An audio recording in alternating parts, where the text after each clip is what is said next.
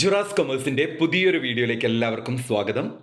ഇന്ന് നമ്മൾ ഈ വീഡിയോയിൽ ഡിസ്കസ് ചെയ്യുന്നത് ക്വാണ്ടിറ്റേറ്റീവ് ടെക്നിക്സ് ഫോർ ബിസിനസ് സബ്ജക്റ്റിലെ കംപ്ലീറ്റ് 2 മാർക്ക് ക്വസ്റ്റ്യൻസും അതിൻ്റെ ആൻസേഴ്സുമാണ്. വീഡിയോയിലേക്ക് പോകുന്നതിന് മുമ്പ് എനിക്ക് പ്രത്യേകം ഒരു കാര്യം പറയാനുള്ളത്, ഇതുവരെ കഴിഞ്ഞ സബ്ജക്റ്റിൻ്റെ 2 മാർക്ക് സെക്ഷൻ പോലെയല്ല. നിങ്ങൾ പ്രീവിയസ് ഇയർ റെഫർ ചെയ്തപ്പോൾ മനസ്സിലായിട്ടുണ്ടായിരിക്കും, 15-ൽ 3 ക്വസ്റ്റ്യൻ വരെ പ്രോബ്ലം ആയിരിക്കും ഉണ്ടാവുക 2 മാർക്കിന്. അതേപോലെ തന്നെ ഡയറക്റ്റ് ആയിട്ടുള്ള 2 മാർക്ക് ചിലപ്പോൾ ചോദിക്കാറുമില്ല. ഒരു 6-7 ഡയറക്റ്റ് 2 മാർക്കേ ചോദിക്കാറുള്ളൂ. ബാക്കി 2 മാർക്ക് പ്രോപ്പർട്ടീസും അതുപോലെ തന്നെ ഫീച്ചേഴ്സും ലിമിറ്റേഷൻസും അങ്ങനെയുള്ള രീതിയിലും ചോദിക്കാറുണ്ട്. ആ ടോപ്പിക് നമ്മൾ 5 മാർക്കിൻ്റെ സെക്ഷൻ അതിൽ ഉൾപ്പെടുത്തിയിട്ടുണ്ട്. അതും കൂടെ 2 മാർക്കിന് വേണ്ടിയിട്ട് റെഫർ ചെയ്യാം. എന്നാലും സ്ഥിരമായിട്ടൊരു 7 ചോദ്യമെങ്കിലും നമുക്ക് 2 മാർക്കിന് ഈ തരത്തിൽ ഡയറക്റ്റായിട്ട് ചോദിക്കാറുണ്ട്. അപ്പോൾ നമുക്ക് എന്തായാലും വീഡിയോയിലേക്ക് പോവാം. എല്ലാവരും 1-2 തവണ ഓരോ ടേംസും കൃത്യമായിട്ട് പഠിക്കുക. സ്ട്രെസ് ചെയ്യേണ്ട കീവേഡ്സുകൾ ഞാൻ പറയും, അത് നല്ല രീതിയിൽ ഒന്ന് സ്ട്രെസ് ചെയ്ത് പഠിക്കുക. എങ്കിൽ നിങ്ങൾക്ക് QT 2 മാർക്കിൽ തന്നെ ഓൾമോസ്റ്റ് ഒരു 15-20 മാർക്ക് സ്കോർ ചെയ്യാനും സാധിക്കും. ആദ്യം തന്നെ ക്വാണ്ടിറ്റേറ്റീവ് ടെക്നിക്സിൻ്റെ ഒരു definition. Quantitative techniques may be defined as method and tools used to analyze and interpret numerical data for decision making. Actually QT എന്തിനു വേണ്ടിയിട്ടാണ്? ഡിസിഷൻ മേക്കിങ്ങിന് വേണ്ടിയിട്ടാണ്. അപ്പോൾ QTയുടെ ഡെഫിനിഷൻ അല്ലെങ്കിൽ മീനിങ് എഴുതുമ്പോൾ അതിലെവിടെയെങ്കിലും ഡിസിഷൻ മേക്കിംഗ് എന്ന് പറയുന്ന ആ ഒരു ടേം നിങ്ങൾ ഉൾക്കൊള്ളിക്കണം. ശരിക്കും പറഞ്ഞു കഴിഞ്ഞാൽ ക്വാണ്ടിറ്റേറ്റീവ് ടെക്നിക്സ് എന്ന് പറഞ്ഞു കഴിഞ്ഞാൽ ഡിസിഷൻ മേക്കിങ്ങിന് വേണ്ടിയിട്ട് ന്യൂമറിക്കൽ ഡാറ്റയെ അനലൈസ് ചെയ്യാനും ഇൻ്റർപ്രറ്റ് ചെയ്യാനും ഉപയോഗിക്കുന്ന കുറേ ടൂൾസ് ആൻഡ് മെത്തേഡ്സ് ഉണ്ട്. അതാണ് നമ്മുടെ കോറിലേഷനും റിഗ്രഷനും ലീനിയർ പ്രോഗ്രാമിങ്ങും പ്രോബബിലിറ്റിയും എല്ലാം തന്നെ. ഇത്തരത്തിലുള്ള മെത്തേഡ്സ് ആൻഡ് ടൂൾസിനെ അനലൈസ് ചെയ്ത് ഇൻ്റർപ്രറ്റ് ചെയ്ത് നമ്മൾ ഡിസിഷൻ എടുക്കും. അതിനെയാണ് ക്വാണ്ടിറ്റേറ്റീവ് ടെക്നിക്സ് എന്ന് പറയുന്നത്. അപ്പോൾ 3 കാര്യങ്ങളാണ് ക്വാണ്ടിറ്റേറ്റീവ് ടെക്നിക്സിൻ്റെ ഡെഫിനിഷനിൽ ഓർക്കേണ്ടത്. എല്ലാ 2010 മുതൽ 2024 വരെയുള്ള എല്ലാ ക്വസ്റ്റ്യൻ പേപ്പറിലും QTയുടെ ഡെഫിനിഷൻ ചോദിച്ചിട്ടുണ്ട് എന്നുള്ളതാണ് ഏറ്റവും വലിയൊരു പ്രത്യേകത. അതായത് ഒരു വർഷം പോലും ചോദിക്കാതിരുന്നിട്ടില്ല. ഒന്നില്ലെങ്കിൽ 2 മാർക്കിൻ്റെ സെക്ഷനിൽ ചോദിക്കും, അല്ലെങ്കിൽ ഡിഫൈൻ QT എന്ന് പറഞ്ഞുകൊണ്ടായിരിക്കും എസ്സേ സ്റ്റാർട്ട് ചെയ്യുന്നത്, അല്ലെങ്കിൽ 5 മാർക്കിൻ്റെ സെക്ഷനിലോ എവിടെയെങ്കിലും QTയുടെ ഡെഫിനിഷൻ എഴുതാൻ വേണ്ടിയിട്ട് ചോദിക്കാറുണ്ട്. നിങ്ങൾക്ക് ഭാഗ്യമുണ്ടെങ്കിൽ നിങ്ങൾക്കും ചോദിക്കട്ടെ. അപ്പം എല്ലാവരും സ്കിപ്പ് ചെയ്യാതെ QTയുടെ ഡെഫിനിഷൻ പഠിക്കുക. Quantitative techniques may be defined as methods and tools used to analyse and interpret numerical data for decision making. അപ്പോൾ QT എന്ന് പറഞ്ഞാൽ മെത്തേഡ്സ് ആൻഡ് ടൂൾസ് ആണ്. അത് അനലൈസ് ചെയ്യാനും ഇൻ്റർപ്രറ്റ് ചെയ്യാനും എന്ത്? Numerical data. എന്തിനു വേണ്ടി? ഡിസിഷൻ മേക്കിങ്ങിന് വേണ്ടി. അടുത്തതാണ് കോറിലേഷൻ്റെ definition. Correlation is an analysis of association between 2 or more variable. Correlation എന്ന് പറഞ്ഞാൽ കോറിലേഷൻ, സഹബന്ധം എന്നാണ് അർത്ഥം. അതായത് it is an analysis of 2 or more variables. അത്രയും എഴുതിയാൽ സംഭവം സെറ്റായി. Correlation is an analysis of 2 or more variables. ചിലപ്പോൾ ഇത് വാട്ട് ഈസ് കോറിലേഷൻ എന്നായിരിക്കില്ല ചോദിക്കുക, വാട്ട് ഈസ് കോറിലേഷൻ അനാലിസിസ് എന്നായിരിക്കും. ഇവിടെ നമ്മളൊരു ഡെഫിനിഷനാണ് കൊടുത്തത്. AM ട്യൂട്ടലിൻ്റെ ഡെഫിനിഷനാണ്. Correlation is an analysis of association between 2 or more variable. എന്തായാലും നമ്മുടെ ആൻസറിൽ വേണ്ടത് 2 or more വേരിയബിളും വേണം, റിലേഷൻഷിപ്പോ അല്ലെങ്കിൽ അസോസിയേഷൻ എന്നോ ആ ഒരു രീതിയും വേണം. ഓക്കെ, അപ്പോൾ കോറിലേഷൻ എന്ന് പറഞ്ഞാൽ it is a relationship between 2 or more variable, അല്ലെങ്കിൽ it is an association between 2 or more variable. കഴിഞ്ഞു. അടുത്തതാണ് പോസിറ്റീവ് കോറിലേഷൻ. പോസിറ്റീവ് കോറിലേഷൻ എന്ന് പറഞ്ഞാൽ when the values of 2 variable moves on the same direction is called positive correlation. മക്കളെ, നിങ്ങൾ ഓർത്ത് വെക്കേണ്ടത് same ഡയറക്ഷനിലാണ്. 2 വേരിയബിൾസിൻ്റെ values same ഡയറക്ഷനിലേക്കാണ് move ചെയ്യുന്നത് എങ്കിൽ അതിനെയാണ് പോസിറ്റീവ് കോറിലേഷൻ എന്ന് പറയുന്നത്. ക്ലിയർ ആയോ? വേണമെങ്കിൽ ഒരു എക്സാമ്പിളും കൂടെ നിങ്ങൾ അതിൻ്റെ കൂടെ തള്ളിക്കോ. ഹൈറ്റും വെയിറ്റും. നമ്മുടെ ഹൈറ്റ് കൂടുന്നതിനനുസരിച്ച് നമ്മുടെ എന്ത് കൂടും? വെയിറ്റ് കൂടും, അല്ലേ? അത് പോസിറ്റീവ് കോറിലേഷൻ ആണ്. അതാണ് പോസിറ്റീവ് കോറിലേഷൻ്റെ എക്സാമ്പിൾ. അപ്പോൾ പോസിറ്റീവ് കോറിലേഷൻ എന്ന് പറഞ്ഞാൽ when the values of 2 variables are move on the same direction. ആ സെയിം ഡയറക്ഷൻ അടിവരയിട്ട് അണ്ടർലൈൻ ചെയ്ത് പഠിച്ചോ.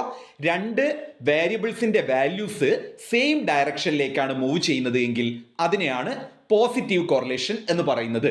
അതിന്റെ എക്സാമ്പിൾ ഹൈറ്റ് ആൻഡ് വെയിറ്റ്. നമ്മുടെ ഹൈറ്റ് കൂടുന്നതിനനുസരിച്ച് വെയിറ്റ് കൂടും. അടുത്തതാണ് നെഗറ്റീവ് കോറിലേഷൻ. നെഗറ്റീവ് കോറിലേഷൻ എന്ന് പറഞ്ഞാൽ when the values of two variables move on the opposite direction. ഇവിടെ നമ്മൾ അണ്ടർലൈൻ ചെയ്ത് പഠിക്കേണ്ടത് ഓപ്പോസിറ്റ് ഡയറക്ഷനിലാണ്. രണ്ട് വേരിയബിൾസിന്റെ വാല്യൂസ് വിപരീത ദിശയിലേക്കാണ് മൂവ് ചെയ്യുന്നത് എങ്കിൽ അതിനെയാണ് നെഗറ്റീവ് കോറിലേഷൻ എന്ന് പറയുന്നത്. when the values of two variables are moves on the opposite direction is called negative correlation. രണ്ട് വേരിയബിൾസിന്റെ വാല്യൂസ് ഓപ്പോസിറ്റിലേക്കാണ് പോകുന്നത് എങ്കിൽ അതിനെയാണ് നമ്മൾ നെഗറ്റീവ് കോറിലേഷൻ എന്ന് പറയുന്നത്. അടുത്തതാണ് സിമ്പിൾ കോറിലേഷൻ. സിമ്പിൾ കോറിലേഷൻ എന്ന് പറഞ്ഞാൽ in correlation analysis only two variables are studied. Only two variables. Correlation അനാലിസിസിൽ രണ്ട് വേരിയബിൾസ് മാത്രമാണ് സ്റ്റഡി ചെയ്യുന്നത് എങ്കിൽ അതിനെയാണ് സിമ്പിൾ കോറിലേഷൻ എന്ന് പറയുന്നത്. In A correlation analysis only two variables are studied is called simple correlation. അപ്പോൾ നമ്മൾ 3 കോറിലേഷന്റെ ടൈപ്പ് പഠിച്ചു. പോസിറ്റീവ് കോറിലേഷൻ എന്ന് പറഞ്ഞാൽ സെയിം ഡയറക്ഷൻ, നെഗറ്റീവ് കോറിലേഷൻ എന്ന് പറഞ്ഞാൽ ഓപ്പോസിറ്റ് ഡയറക്ഷൻ, സിമ്പിൾ കോറിലേഷൻ എന്ന് പറഞ്ഞാൽ ടു വേരിയബിൾ. അടുത്തതാണ് മൾട്ടിപ്പിൾ കോറിലേഷൻ. മൾട്ടിപ്പിൾ കോറിലേഷൻ എന്ന് പറഞ്ഞാൽ in correlation analysis 3 or more variables are studied is called multiple correlation. Two variable ആണെങ്കിൽ നമ്മൾ അതിനെ സിമ്പിൾ കോറിലേഷൻ എന്നാണ് പറയുക. എന്നാൽ കോറിലേഷൻ അനാലിസിസിൽ 3 or more variables are studied. 3-ലധികം വേരിയബിൾസ് സ്റ്റഡി ചെയ്യുകയാണെങ്കിൽ, 3 അല്ലെങ്കിൽ അതിലധികമോ വേരിയബിൾസ് സ്റ്റഡി ചെയ്യുകയാണെങ്കിൽ അതിനെ നമ്മൾ മൾട്ടിപ്പിൾ കോറിലേഷൻ എന്ന് പറയുന്നു. അപ്പോൾ ഓരോന്നിനും എക്സാമ്പിൾ വെച്ച് എഴുതിക്കോ. സിമ്പിൾ കോറിലേഷൻ എന്ന് പറഞ്ഞാൽ എന്താണ്? ഇൻ എ കോറിലേഷൻ അനാലിസിസ് ഒന്ന് പറഞ്ഞു നോക്കൂ. In A correlation analysis only 2 variables are studied. ഒരു കോറിലേഷൻ അനാലിസിസിൽ 2 വേരിയബിൾസ് മാത്രമാണ് സ്റ്റഡി ചെയ്യുന്നത് എങ്കിൽ അതിനെയാണ് നമ്മൾ എന്ത് പറഞ്ഞിരുന്നത്? Simple correlation. നമുക്കതിന് എന്ത് എക്സാമ്പിൾ കൊടുക്കാം? ഹൈറ്റും വെയിറ്റും. അവിടെ 2 വേരിയബിൾ അല്ലേ ഉള്ളൂ. ഒരു വേരിയബിൾ ഹൈറ്റ്, ഒരു വേരിയബിൾ വെയിറ്റ്. അത് തമ്മിലുള്ള കോറിലേഷൻ സ്റ്റഡി ചെയ്യുന്നതിനെ നമ്മൾ സിമ്പിൾ കോറിലേഷൻ എന്ന് പറയുന്നു. എന്നാൽ മൾട്ടിപ്പിൾ കോറിലേഷൻ എന്ന് പറഞ്ഞാൽ 3 or more variables are studied. 3 അതിലധികമോ വേരിയബിൾസ് സ്റ്റഡി ചെയ്യുകയാണെങ്കിൽ അതിനെയാണ് മൾട്ടിപ്പിൾ കോറിലേഷൻ എന്ന് പറയുന്നത്. ഏജും ഹൈറ്റും വെയിറ്റും. അപ്പൊ അവിടെ 3 വേരിയബിൾ ആയില്ലേ? ഏജ് ഒരു വേരിയബിൾ ആണ്, ഹൈറ്റ് വേറൊരു വേരിയബിൾ ആണ്, വെയിറ്റ് വേറൊരു വേരിയബിൾ ആണ്. അപ്പൊ നമുക്കതിനെ മൾട്ടിപ്പിൾ കോറിലേഷൻ എന്ന് പറയാം. അപ്പൊ നിങ്ങൾ എക്സാമ്പിളും എഴുതണം. അടുത്തതാണ് പാർഷ്യൽ കോറിലേഷൻ. പാർഷ്യൽ കോറിലേഷൻ ഒന്ന് ശ്രദ്ധിച്ച് കേട്ടോ. ബാക്കിയെല്ലാം നിങ്ങൾ എളുപ്പത്തിൽ പഠിക്കും. പാർഷ്യൽ ചെറിയൊരു കൺഫ്യൂഷൻ ഉണ്ടാവും. പക്ഷേ ഞാൻ പറയുന്ന മലയാളം എക്സ്പ്ലനേഷനും കീവേഡും നന്നായിട്ട് ശ്രദ്ധിച്ചാൽ നിങ്ങൾക്ക് പാർഷ്യൽ കോറിലേഷനും മനസ്സിലാവും. പാർഷ്യൽ കോറിലേഷൻ എന്ന് പറഞ്ഞാൽ in correlation analysis there are 2 or more variables. ഒരു കോറിലേഷൻ അനാലിസിസിൽ 2 or more വേരിയബിൾസ് ഉണ്ട്, 2-ലധികം വേരിയബിൾസ് ഉണ്ട്. And study only 2 variables. എന്നാൽ അവിടെ നമ്മൾ 2 വേരിയബിളെ സ്റ്റഡി ചെയ്യുന്നുള്ളൂ. And other become constant. 3 variable ഉണ്ട്, പക്ഷേ നമുക്ക് 2 വേരിയബിൾ മതി സ്റ്റഡിക്ക്. ഒരു വേരിയബിളിനെ നമ്മൾ എന്താക്കുന്നു? കോൺസ്റ്റന്റ് ആയിട്ട് നിർത്തുന്നു. അത്തരത്തിലുള്ള കോറിലേഷനെയാണ് പാർഷ്യൽ കോറിലേഷൻ എന്ന് പറയുന്നത്. ഉദാഹരണത്തിന് നമ്മുടെ കയ്യിൽ 3 വേരിയബിൾ ഉണ്ട്, ഹൈറ്റും വെയിറ്റും ഏജും. നമ്മൾ ഹൈറ്റും വെയിറ്റും തമ്മിലുള്ള റിലേഷൻഷിപ്പ് സ്റ്റഡി ചെയ്യുന്നു, ഏജിനെ അവിടെ മാറ്റി വെക്കുന്നു. ആ സംഭവത്തിനെയാണ് പാർഷ്യൽ കോറിലേഷൻ എന്ന് പറയുന്നത്. ക്ലിയർ? അടുത്തതാണ് ലീനിയർ കോറിലേഷൻ. ലീനിയർ കോറിലേഷൻ എന്ന് പറഞ്ഞാൽ the change of one variable leads to no constant ratio of changes to other variable. Linear കോറിലേഷനിൽ നിങ്ങൾ കീവേഡ് ആയിട്ട് പഠിക്കേണ്ടത് കോൺസ്റ്റന്റ് റേഷ്യോ ആണ്. ലീനിയർ കോറിലേഷനിൽ എന്തില്ല? കോൺസ്റ്റന്റ് റേഷ്യോ ചേഞ്ചസ് ഇല്ല. എന്നാൽ നോൺ ലീനിയർ കോറിലേഷൻ എന്ന് പറഞ്ഞാൽ the change of one variable leads to constant ratio of changes to other variable. അതാണ് നോൺ ലീനിയർ കോറിലേഷൻ. അപ്പോൾ നമ്മൾ എല്ലാ കോറിലേഷൻ്റെ ടൈപ്പും ചോദിച്ചു. ഒരുപാട് ക്വസ്റ്റ്യൻ പേപ്പറിൽ അത് കാണാറുണ്ട്. മിക്കപ്പോഴും സിമ്പിൾ കോറിലേഷനും പോസിറ്റീവ് കോറിലേഷനുമാണ് കാണാറ് 2 മാർക്കിന്. എന്തായാലും നിങ്ങൾ എഴുതണം. ഒന്നുകൂടെ ഞാൻ പറഞ്ഞു തരാം. പോസിറ്റീവ് കോറിലേഷൻ എന്ന് പറഞ്ഞാൽ സെയിം ഡയറക്ഷൻ, ഹൈറ്റും വെയിറ്റും. നെഗറ്റീവ് കോറിലേഷൻ എന്ന് പറഞ്ഞാൽ ഓപ്പോസിറ്റ് ഡയറക്ഷൻ. സിമ്പിൾ കോറിലേഷൻ എന്ന് പറഞ്ഞാൽ ഓൺലി 2 വേരിയബിൾ, ഹൈറ്റും വെയിറ്റും. മൾട്ടിപ്പിൾ കോറിലേഷൻ എന്ന് പറഞ്ഞാൽ 3 or more വേരിയബിൾ, ഹൈറ്റും വെയിറ്റും ഏജും. പാർഷ്യൽ കോറിലേഷൻ എന്ന് പറഞ്ഞാൽ ഹൈറ്റും വെയിറ്റും ഏജും അതിൽ ഏജിനെ നമ്മൾ കോൺസ്റ്റന്റ് ആക്കി മാറ്റിവെക്കുന്നു. ലീനിയർ കോറിലേഷൻ എന്ന് പറഞ്ഞാൽ constant ratio of change. Non linear correlation എന്ന് പറഞ്ഞാൽ no constant ratio of change. അടുത്തതാണ് പെർഫെക്റ്റ് കോറിലേഷൻ. കഴിഞ്ഞ വർഷം ചോദിച്ചിട്ടുണ്ടായിരുന്നു. പെർഫെക്റ്റ് കോറിലേഷൻ എന്ന് പറഞ്ഞാൽ it means correlation between two variables are perfect. രണ്ട് വേരിയബിൾസ് തമ്മിലുള്ള കോറിലേഷൻ എന്താണ്? പെർഫെക്റ്റ് ആണ്. And it has the value of 1. അപ്പോൾ കോറിലേഷന്റെ വാല്യൂ എത്രയായിരിക്കും?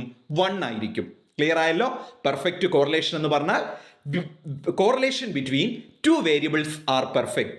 രണ്ട് വേരിയബിൾസിന്റെ കോറിലേഷൻ പെർഫെക്റ്റ് ആയിരിക്കും.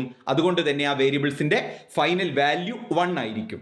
അടുത്തതാണ് lag and lead correlation. Lag and lead correlation എന്ന് പറഞ്ഞാൽ it is a situation where one variable is cross correlated with the values of another variable is at a later time. Lag and lead correlation ഒന്നും ഇതുവരെ question പേപ്പറിൽ കണ്ടിട്ടില്ല. വേണമെങ്കിൽ നിങ്ങൾ skip ചെയ്തോളൂ, വളരെ കുറച്ച് ചാൻസേ ഉള്ളൂ ചോദിക്കാൻ. പക്ഷേ എന്നാലും ഞാൻ പറഞ്ഞു തരാം. ലാഗ് ആൻഡ് ലീഡ് കോറിലേഷൻ എന്ന് പറയുന്നത് അതൊരു സിറ്റുവേഷൻ ആണ് where one variable is cross correlated. അവിടെ നിങ്ങൾ ഓർത്തു വെക്കേണ്ട കീവേഡ് ക്രോസ് കോറിലേഷനെയാണ്. ഒരു വേരിയബിള് മറ്റൊരു വേരിയബിളുമായിട്ട് ക്രോസ് കോറിലേഷൻ ഉണ്ടാകുന്ന ഒരു സിറ്റുവേഷനെയാണ് ലാഗ് ആൻഡ് ലീഡ് കോറിലേഷൻ. അപ്പൊ ഇൻ കേസ് ചോദിക്കുകയാണെങ്കിൽ അതൊരു സിറ്റുവേഷൻ ആണെന്നും അവിടെ ക്രോസ് കോറിലേഷൻ ആണ് ഉണ്ടാവുക എന്നും എഴുതിയാൽ മതി. അടുത്തതാണ് BBAക്കൊക്കെ ചോദിച്ചു കണ്ടിട്ടുണ്ട്, differences between positive and negative correlation. 2 മാർക്കിനാണ് ചോദിക്കുന്നതെങ്കിൽ 4 difference എഴുതിയാൽ മതി. അപ്പൊ നമുക്ക് പോസിറ്റീവ് കോറിലേഷനും നെഗറ്റീവ് കോറിലേഷനും തമ്മിലുള്ള ഡിഫറൻസസ് എന്തൊക്കെയാണെന്ന് നോക്കാം. നമുക്കൊരു ഡിഫറൻസ് നിങ്ങൾക്ക് കണ്ണുമടച്ച് പറയാൻ പറ്റും, അതിന്റെ മീനിങ്ങിൽ തന്നെയുണ്ട്. പോസിറ്റീവ് കോറിലേഷനിൽ variables are move on same direction. Variables move ചെയ്യുന്നത് സെയിം ഡയറക്ഷനിലായിരിക്കും. എന്നാൽ നെഗറ്റീവ് കോറിലേഷനിൽ വേരിയബിൾസ് മൂവ് ഓപ്പോസിറ്റ് ഡയറക്ഷൻ. അത് എല്ലാവർക്കും അറിയാം. രണ്ടാമത്തെ difference, positive correlation coefficient positive ആയിരിക്കും. നെഗറ്റീവ് കോറിലേഷൻ കോഎഫിഷ്യന്റ് അവിടെ ഒരു മിസ്റ്റേക്ക് വന്നിട്ടുണ്ട്, കോറിലേഷൻ എന്ന് മാത്രമേ ഉള്ളൂ. അത് നിങ്ങൾ ഇങ്ങനെ വായിക്കണം. പോസിറ്റീവ് കോറിലേഷൻ ആണെങ്കിൽ കോറിലേഷൻ കോഎഫിഷ്യന്റ് പോസിറ്റീവ് ആയിരിക്കും. നെഗറ്റീവ് കോറിലേഷൻ ആണെങ്കിൽ കോറിലേഷൻ കോഎഫിഷ്യന്റ് നെഗറ്റീവ് ആയിരിക്കും. PDF ഷെയർ ചെയ്യുമ്പോൾ ഞാനത് ശരിയാക്കാം. ടെലഗ്രാമിൽ എന്തായാലും PDF ഷെയർ ചെയ്യുമല്ലോ, അത് ഞാൻ അപ്പോൾ കറക്റ്റ് ചെയ്യാം. ഇവിടെ എൻ്റെ ഒരു മിസ്റ്റേക്കാണ്, സോറി ഫോർ ദാറ്റ്. എന്തായാലും അടുത്ത ഡിഫറൻസ് നോക്കാം. പോസിറ്റീവ് കോറിലേഷനിൽ one variable is increase, another variable also increase. Positive കോറിലേഷനിൽ നമുക്കറിയാം വേരിയബിൾസ് മൂവ് ചെയ്യുന്നത് സെയിം ഡയറക്ഷനിലേക്കാണ്. ഒരു വേരിയബിൾ ഇൻക്രീസ് ചെയ്യുകയാണെങ്കിൽ അടുത്ത വേരിയബിളും ഇൻക്രീസ് ചെയ്യും. ഒരു വേരിയബിൾ ഡിക്രീസ് ചെയ്യുകയാണെങ്കിൽ അടുത്ത വേരിയബിളും ഡിക്രീസ് ചെയ്യും. എന്നാൽ നെഗറ്റീവ് കോറിലേഷനിൽ അങ്ങനെയല്ല, ഓപ്പോസിറ്റ് ഡയറക്ഷനിലാണ് അല്ലേ. One variable increase, other variable decrease. One variable decrease, other variable increase. അങ്ങനെയാണ് ഉണ്ടാവുക. ഇനി പോസിറ്റീവ് കോറിലേഷന്റെ എക്സാമ്പിൾ ആണ് ഹൈറ്റും വെയിറ്റും. നെഗറ്റീവ് കോറിലേഷന്റെ എക്സാമ്പിൾ എന്താണ്? ടെമ്പറേച്ചറും സ്നോഫോളും. അതായത് ചൂട് കൂടുകയാണെങ്കിൽ തണുപ്പ് കുറയും അല്ലെ, തണുപ്പ് കൂടുകയാണെങ്കിൽ ചൂട് കൂടും അല്ല, കുറയാണെങ്കിൽ ചൂട് കൂടും. ആ രീതിയിൽ ചിന്തിച്ചാൽ മതി. അപ്പൊ ഇതാണ് പോസിറ്റീവ് കോറിലേഷനും നെഗറ്റീവ് കോറിലേഷനും തമ്മിലുള്ള ഡിഫറൻസ്. ഒന്നുകൂടെ പറഞ്ഞു തരാം. പോസിറ്റീവ് കോറിലേഷൻ സെയിം ഡയറക്ഷനിലേക്കാണ് മൂവ് ചെയ്യുന്നത്, നെഗറ്റീവ് കോറിലേഷൻ ഓപ്പോസിറ്റ് ഡയറക്ഷനിലേക്കാണ്. ഒരു പോയിന്റ് ക്ലിയർ ആയല്ലോ. പോസിറ്റീവ് കോറിലേഷൻ എന്ന് പറയുമ്പോൾ കോറിലേഷൻ കോഎഫിഷ്യന്റ് പോസിറ്റീവ് ആയിരിക്കും. അതായത് നമുക്ക് ആൻസർ ചെയ്ത് കിട്ടുന്ന ഉത്തരം പോസിറ്റീവ് ആയിരിക്കും. നെഗറ്റീവ് കോറിലേഷൻ ആണെങ്കിൽ കോറിലേഷൻ കോഎഫിഷ്യന്റ് നെഗറ്റീവ് ആയിരിക്കും. അതുപോലെ പോസിറ്റീവ് കോറിലേഷന്റെ എക്സാമ്പിൾ ഹൈറ്റും വെയിറ്റുമാണ്, നെഗറ്റീവിൻ്റെത് ടെമ്പറേച്ചറും റെയിൻഫോളുമാണ്. പോസിറ്റീവ് കോറിലേഷനിൽ വൺ വേരിയബിൾ ഇൻക്രീസ് ചെയ്യുമ്പോൾ അതർ വേരിയബിളും ഇൻക്രീസ് ചെയ്യും. നെഗറ്റീവ് കോറിലേഷനിൽ വൺ വേരിയബിൾ ഇൻക്രീസ് ചെയ്യുമ്പോൾ അതർ വേരിയബിൾ ഡിക്രീസ് ആണ് ചെയ്യുക. അടുത്തതാണ് കോസേഷൻ. കോസേഷൻ 2 വർഷം മുമ്പുള്ള ക്വസ്റ്റ്യൻ പേപ്പറിൽ ഉണ്ടായിരുന്നു. കോസേഷൻ എന്ന് കേട്ടാൽ ഒരേ ഒരു ലൈൻ ഓർത്താൽ മതി, കോസ് ആൻഡ് എഫക്റ്റ് റിലേഷൻഷിപ്പ്. അത് മതി, 2 മാർക്ക് കിട്ടും. Causation simply refers to cause and effect relationship. നിങ്ങൾ പലരും കമന്റ് ചെയ്യാറുണ്ട്, സാർ ഒരു ലൈൻ എഴുതിയാൽ മാർക്ക് കിട്ടുമോ? നിങ്ങളുടെ ആൻസർ പെർഫെക്റ്റ് ആണെങ്കിൽ നിങ്ങൾ ഒരു ലൈൻ എഴുതിയാൽ മതി, 2 മാർക്കിന് 1-2 ലൈൻ എഴുതിയാൽ മതി. എന്നാൽ നിങ്ങളുടെ ആൻസർ പെർഫെക്റ്റ് അല്ലാത്ത സമയത്താണ് നിങ്ങൾ വെറുതെ കത്തി വെക്കാൻ വേണ്ടിയിട്ട് തെറ്റുത്തരം 3, 4, 5, 6 ലൈൻ എഴുതുക. അങ്ങനെ എഴുതിയാലും കിട്ടുക ആകെ 1 മാർക്കായിരിക്കും. എന്നാൽ ഈ കറക്റ്റ് പക്ക സംഭവം അവിടെ എഴുതി കൊടുത്താൽ നിങ്ങൾക്ക് അധികം എഴുതാണ്ട് തന്നെ നിങ്ങൾക്ക് മാർക്കും കിട്ടും. അതിലൊന്നും നിങ്ങളൊരു കണ്ടന്റ് ഒരു പോസിറ്റീവ് കോറിലേഷനിൽ എവിടെയെങ്കിലും ഒരു സെയിം ഡയറക്ഷൻ എന്ന് കണ്ടാൽ നിങ്ങൾക്ക് ടീച്ചേഴ്സ് മാർക്ക് തരും. ആരെയും മാർക്കൊന്നും വാല്യൂഷനിൽ എവിടെയും കുറയ്ക്കാറില്ല. അപ്പം നിങ്ങൾ കണ്ടന്റ് എഴുതി കഴിഞ്ഞാൽ മാർക്ക് കിട്ടും. അല്ലാതെ essay പോലെ വലിച്ചു വാരി 2 മാർക്ക് എഴുതേണ്ട ആവശ്യമില്ല. കോസേഷൻ എന്ന് പറഞ്ഞാൽ കോസ് ആൻഡ് എഫക്റ്റ് റിലേഷൻഷിപ്പ്. അടുത്തതാണ് സ്പ്യൂരിയസ് കോറിലേഷൻ. സ്പ്യൂരിയസ് കോറിലേഷൻ എന്ന് പറഞ്ഞാൽ it refers to high correlation that is actually due to some third factor.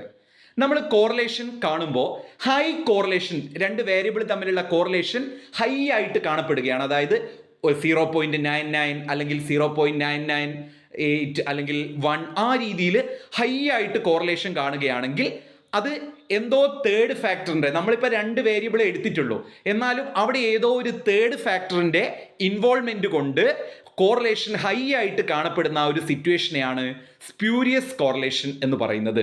Okay, അപ്പോൾ സ്പ്യൂരിയസ് കോറിലേഷൻ എന്ന് പറഞ്ഞാൽ actually it is a situation, the high correlation that is actually due to some third factor. High correlation third factor കൊണ്ടുണ്ടാകുന്നതിനെയാണ് spurious correlation എന്ന് പറയുന്നത്. അടുത്തതാണ് zero correlation അല്ലെങ്കിൽ no correlation. When there is no correlation between two variable are called zero correlation. രണ്ട് വേരിയബിൾസ് തമ്മിൽ യാതൊരു കോറിലേഷനും ഇല്ലെങ്കിൽ അതിനെയാണ് സീറോ കോറിലേഷൻ അഥവാ നോ കോറിലേഷൻ എന്ന് പറയുന്നത്. When there is no correlation between two or more variables, രണ്ടോ അതിലധികമോ വേരിയബിൾസിന്റെ കോറിലേഷൻ പരിശോധിക്കുമ്പോൾ അവിടെ ഒരു കോറിലേഷനും ഇല്ല, ഒരു ബന്ധവുമില്ല, അതിനെയാണ് നമ്മൾ സീറോ കോറിലേഷൻ അഥവാ നോ കോറിലേഷൻ എന്ന് പറയുന്നത്. അടുത്തതാണ് കോഎഫിഷ്യന്റ് ഓഫ് കോറിലേഷൻ അല്ലെങ്കിൽ കോറിലേഷൻ കോഎഫിഷ്യന്റ്. ഇതും പരീക്ഷയ്ക്ക് ചോദിക്കാൻ സാധ്യതയുള്ള ഒരു 2 മാർക്ക് ടേം ആണ്. വാട്ട് ഈസ് കോറിലേഷൻ കോഎഫിഷ്യന്റ് അല്ലെങ്കിൽ what do you mean by coefficient of correlation? It is a statistical measure of the strength of a linear relationship between two variables. Its value ranges from +1 to -1. കോറിലേഷന്റെ answer എപ്പോഴും +1ന്റെയും -1ന്റെയും ഇടയിലായിരിക്കും ഉണ്ടായിരിക്കുക. അതൊരു statistical measure ആണ്. Correlation coefficient ചോദിച്ചാൽ at least ഒന്നും അറിയില്ലെങ്കിൽ നിങ്ങൾ ഇങ്ങനെ എഴുതി വെക്കുക, it is a statistical measure of, it is A strength of linear relationship between two variables. അതുപോലെ തന്നെ അതിൻ്റെ വാല്യൂ റേഞ്ച് ചെയ്യുന്നത് -1ന്റെയും +1ന്റെയും ഇടയിലായിരിക്കും. അടുത്തതാണ് ഇനി അങ്ങോട്ട് ഞാൻ പറയാൻ പോകുന്ന 3 ടേമും വളരെ അധികം ക്വസ്റ്റ്യൻ പേപ്പറിൽ റിപ്പീറ്റഡ് ആയിട്ട് ചോദിച്ചിട്ടുള്ള, കോറിലേഷനിൽ തന്നെ വളരെ ഇമ്പോർട്ടൻ്റ് ആയിട്ടുള്ള ഏരിയ ആണ് coefficient of determination. Coefficient of determination എന്ന് പറഞ്ഞാൽ square of coefficient of correlation is called. ആ സ്ക്വയർ, കോറിലേഷൻ കോഎഫിഷ്യന്റ് ഉണ്ടല്ലോ, അതിന്റെ സ്ക്വയറിനെയാണ് കോഎഫിഷ്യന്റ് ഓഫ് ഡിറ്റർമിനേഷൻ എന്ന് പറയുന്നത്. ആ സ്ക്വയറിനാണ് mark. Square of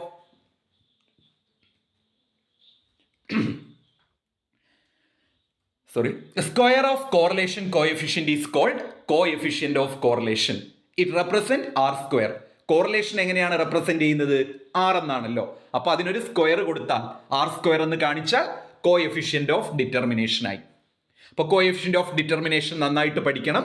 square of coefficient of correlation is called coefficient of determination. It represents R square. അടുത്തതാണ് coefficient of non determination. Coefficient of non determination എന്ന് പറഞ്ഞാൽ it is a statistical measure that represent the proportion of variation in dependent variable that is not explained by an independent variable. It represents 1 minus r square. Coefficient of non-determination represent ചെയ്യുന്നത് 1 minus r square ആണ്. Actually എന്താണ് coefficient of non determination എന്ന് പറഞ്ഞാൽ അതും ഒരു statistical measure ആണ്.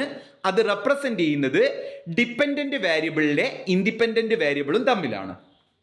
അടുത്തതാണ് probable error. Probable എററും ഒരു സ്റ്റാറ്റിസ്റ്റിക്കൽ മെഷർ ആണ്.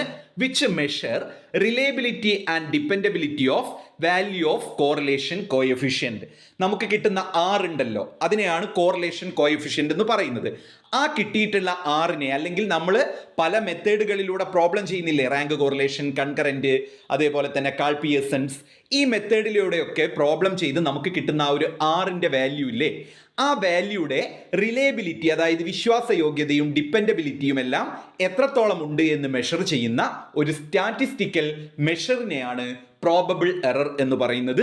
ഇതിലെ കീവേഡ് എന്ന് പറയുന്നത് റിലയബിലിറ്റിയും ഡിപ്പെൻഡബിലിറ്റിയുമാണ്. പ്രോബബിൾ എറർ എന്ന് പറഞ്ഞാൽ അതൊരു സ്റ്റാറ്റിസ്റ്റിക്കൽ മെഷറാണ് which measures the reliability and dependability of value of correlation coefficient. Correlation കോഎഫിഷ്യൻറ്റിൻ്റെ വാല്യൂയുടെ റിലയബിലിറ്റിയും അതുപോലെ തന്നെ ഡിപ്പെൻഡബിലിറ്റിയും മെഷർ ചെയ്യുന്ന സ്റ്റാറ്റിസ്റ്റിക്കൽ മെഷറിനെയാണ് പ്രോബബിൾ എറർ എന്ന് പറയുന്നത്. അടുത്തതാണ് സ്കാറ്റർ ഡയഗ്രം. സ്കാറ്റർ ഡയഗ്രത്തിൻ്റെ മറ്റൊരു പേരാണ് ഡോട്ട് ചാർട്ട്. അത് പരീക്ഷയ്ക്ക് ചോദിച്ചിട്ടുണ്ട്, വാട്ട് ഈസ് ഡോട്ട് ചാർട്ട് എന്ന്. സ്കാറ്റർ ഡയഗ്രം എന്ന് പറഞ്ഞാൽ it is A graphical method of studying correlation between two variables. രണ്ട് വേരിയബിൾസ് തമ്മിലുള്ള കോറിലേഷൻ സ്റ്റഡി ചെയ്യാൻ ഉപയോഗിക്കുന്ന ഒരു ഗ്രാഫിക്കൽ മെത്തേഡ് അല്ലെങ്കിൽ ഒരു കോറിലേഷൻ കോഎഫിഷ്യൻറ്റിൻ്റെ വിഷ്വൽ റെപ്രസെൻറ്റേഷൻ കാണിക്കാൻ വേണ്ടിയിട്ടുള്ള ഒരു മെത്തേഡിനെയാണ് സ്കാറ്റർ ഡയഗ്രം എന്ന് പറയുന്നത്. അപ്പോൾ അവിടെ ഉണ്ടായിരിക്കേണ്ട പോയിന്റ് അതൊരു ഗ്രാഫിക്കൽ റെപ്രസെൻറ്റേഷൻ ആണ്. എന്താണ് ഗ്രാഫിലൂടെ റെപ്രസെൻറ്റ് ചെയ്യുന്നത്?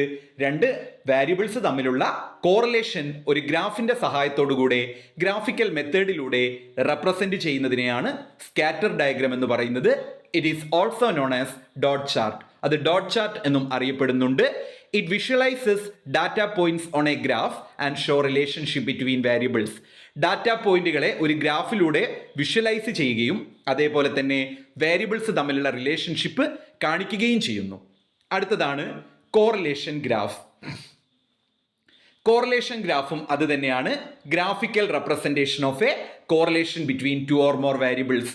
ഏകദേശം സ്കാറ്റർ ഡയഗ്രത്തിന്റെ സെയിം മീനിങ് എഴുതിയാലും കോറിലേഷൻ ഗ്രാഫിന്റെ ഉത്തരം കറക്റ്റ് ആണ്. അതുകൊണ്ട് ഞാൻ കൂടുതൽ പറയുന്നില്ല. അടുത്തതാണ് Karl Pearson's coefficient of correlation. ചിലപ്പോൾ ചോദിക്കും what do you mean by Karl Pearson's coefficient of correlation എന്ന്. It is the popular method for calculating correlation. Correlation calculate ചെയ്യാനുള്ള വളരെ പോപ്പുലർ ആയിട്ടുള്ള ഒരു മെത്തേഡാണ് Karl Pearson's coefficient of correlation. This method was developed by Karl Pearson. Karl Pearson എന്ന് പറയുന്ന ഒരു statistician ആണ് ഈ ഒരു മെത്തേഡ് ഡെവലപ്പ് ചെയ്തത്. And it measures strength and direction of linear relationship between two variables. രണ്ട് വേരിയബിൾസ് തമ്മിലുള്ള ലീനിയർ റിലേഷൻഷിപ്പിന്റെ സ്ട്രെങ്ത്തും ഡയറക്ഷനും മെഷർ ചെയ്യാൻ ഉപയോഗിക്കുന്ന വളരെ പോപ്പുലർ ആയിട്ടുള്ള കാൾ പിയേഴ്സൺ ഡെവലപ്പ് ചെയ്തിട്ടുള്ള ഒരു കോറിലേഷന്റെ മെത്തേഡാണ് Karl Pearson's coefficient of correlation. അപ്പോൾ 2 മാർക്കിന് ചോദിച്ചാൽ ഇത്രയും കാര്യങ്ങൾ എഴുതണം. എന്താണ് Karl Pearson's coefficient of correlation? അതൊരു കോറിലേഷൻ കാൽക്കുലേറ്റ് ചെയ്യാനുള്ള മെത്തേഡാണ്. ഈ മെത്തേഡ് ഡെവലപ്പ് ചെയ്തത് കാൾ പിയേഴ്സൺ ആണ്. ഈ ഒരു മെത്തേഡിലൂടെ സ്ട്രെങ്ത്തും ഡയറക്ഷനും ലീനിയർ റിലേഷൻഷിപ്പും എല്ലാം തന്നെ രണ്ട് വേരിയബിൾസിൻ്റെത് മെഷർ ചെയ്യുന്നു. അടുത്തതാണ് സ്പിയർമാൻസ് റാങ്ക് കോറിലേഷൻ.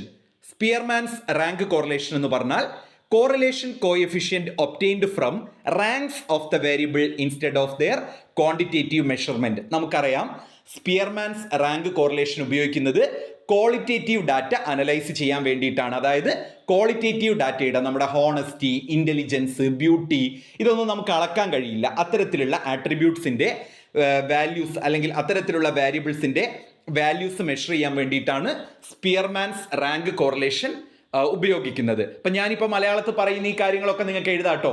ഇത് ബ്യൂട്ടിയും ഇൻ്റലിജൻസും അതുപോലെ തന്നെ ഹോണസ്റ്റിയും ഇതെല്ലാം മെഷർ ചെയ്യാൻ വേണ്ടിയിട്ട് നമ്മൾ ഉപയോഗിക്കുന്ന മെത്തേഡാണ് സ്പിയർമാൻസ് റാങ്ക് കോറിലേഷൻ മെത്തേഡ്. അതും ഇത്തരത്തിലുള്ള ആട്രിബ്യൂട്ട്സിൻ്റെ ഈ ഒരു ക്വാളിറ്റേറ്റീവ് ആട്രിബ്യൂട്ട്സിനെ മെഷർ ചെയ്യാൻ വേണ്ടിയിട്ട് ഉപയോഗിക്കുന്ന ഒരു പോപ്പുലർ മെത്തേഡ് തന്നെയാണ് സ്പിയർമാൻസ് റാങ്ക് കോറിലേഷൻ. ഈ ഒരു മെത്തേഡ് കണ്ടുപിടിച്ചത് സ്പിയർമാൻ ആണ്. ആ കാര്യങ്ങളൊക്കെ വെച്ചൊന്ന് എഴുതിയാൽ 2 മാർക്ക് കിട്ടും.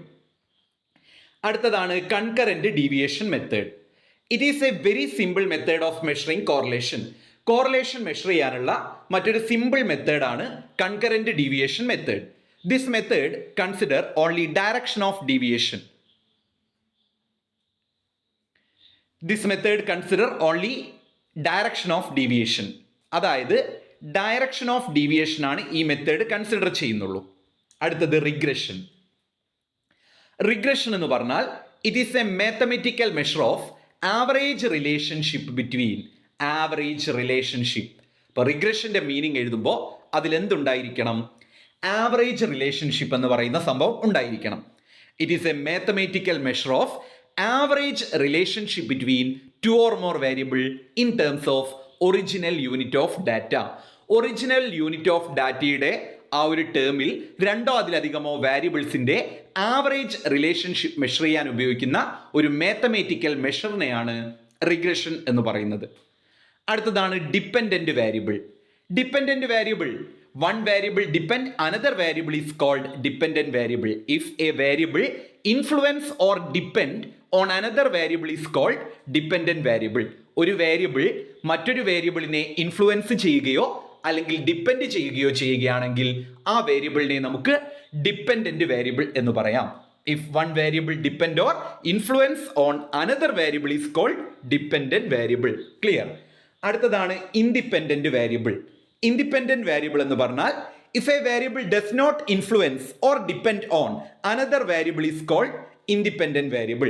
ഒരു വേരിയബിൾ മറ്റൊരു വേരിയബിളിനെ ഇൻഫ്ലുവൻസ് ചെയ്യുകയോ അല്ലെങ്കിൽ ഡിപ്പെൻഡ് ചെയ്യുകയോ ഒന്നും ചെയ്യുന്നില്ലെങ്കിൽ അതിനെയാണ് ഇൻഡിപെൻഡൻറ്റ് വേരിയബിൾ എന്ന് പറയുന്നത്. If a variable does not influence or depend on another variable is called independent variable. അടുത്തതാണ് simple regression. One independent variable predicts one dependent variable is called simple regression. ഒരു independent variable മറ്റൊരു dependent വേരിയബിളിനെ predict ചെയ്യുകയാണെങ്കിൽ അതിനെയാണ് simple regression എന്ന് പറയുന്നത്. അടുത്തതാണ് multiple regression. Multiple independent variable predict one dependent variable. Multiple independent variable, ഒന്നിലധികം independent variable ഒരു ഡിപ്പെൻഡൻറ്റ് വേരിയബിളിനെ പ്രെഡിക്റ്റ് ചെയ്യുകയാണെങ്കിൽ അതിനെയാണ് മൾട്ടിപ്പിൾ റിഗ്രഷൻ എന്ന് പറയുന്നത്. അടുത്ത 2 മാർക്ക് ടേം ആണ് ലീനിയർ റിഗ്രഷൻ. ലീനിയർ റിഗ്രഷൻ എന്ന് പറഞ്ഞാൽ relationship between variables is modelled as straight line.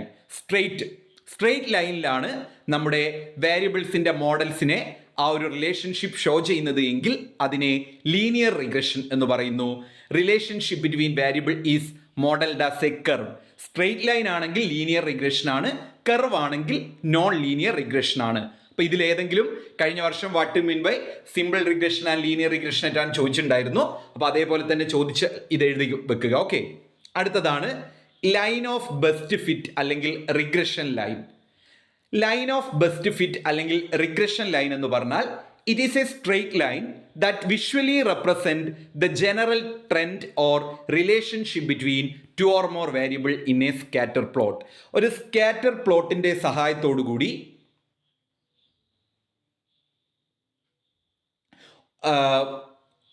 Line of best fit അല്ലെങ്കിൽ റിഗ്രഷൻ ലൈൻ എന്ന് പറഞ്ഞാൽ അതൊരു സ്ട്രെയിറ്റ് ലൈനാണ്. അത് വിഷ്വലി റെപ്രസെൻ്റ് ചെയ്യുന്നത് ഒരു 2 വേരിയബിൾസ് തമ്മിലുള്ള ജനറൽ ട്രെൻഡ് ആയിരിക്കും.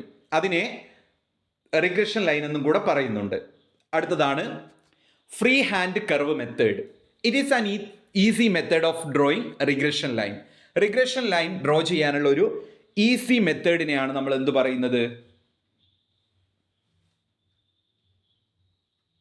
ഈ പറഞ്ഞിട്ടുള്ള ഫ്രീ ഹാൻഡ് കർവ് മെത്തേഡ് എന്ന് പറയുന്നത്.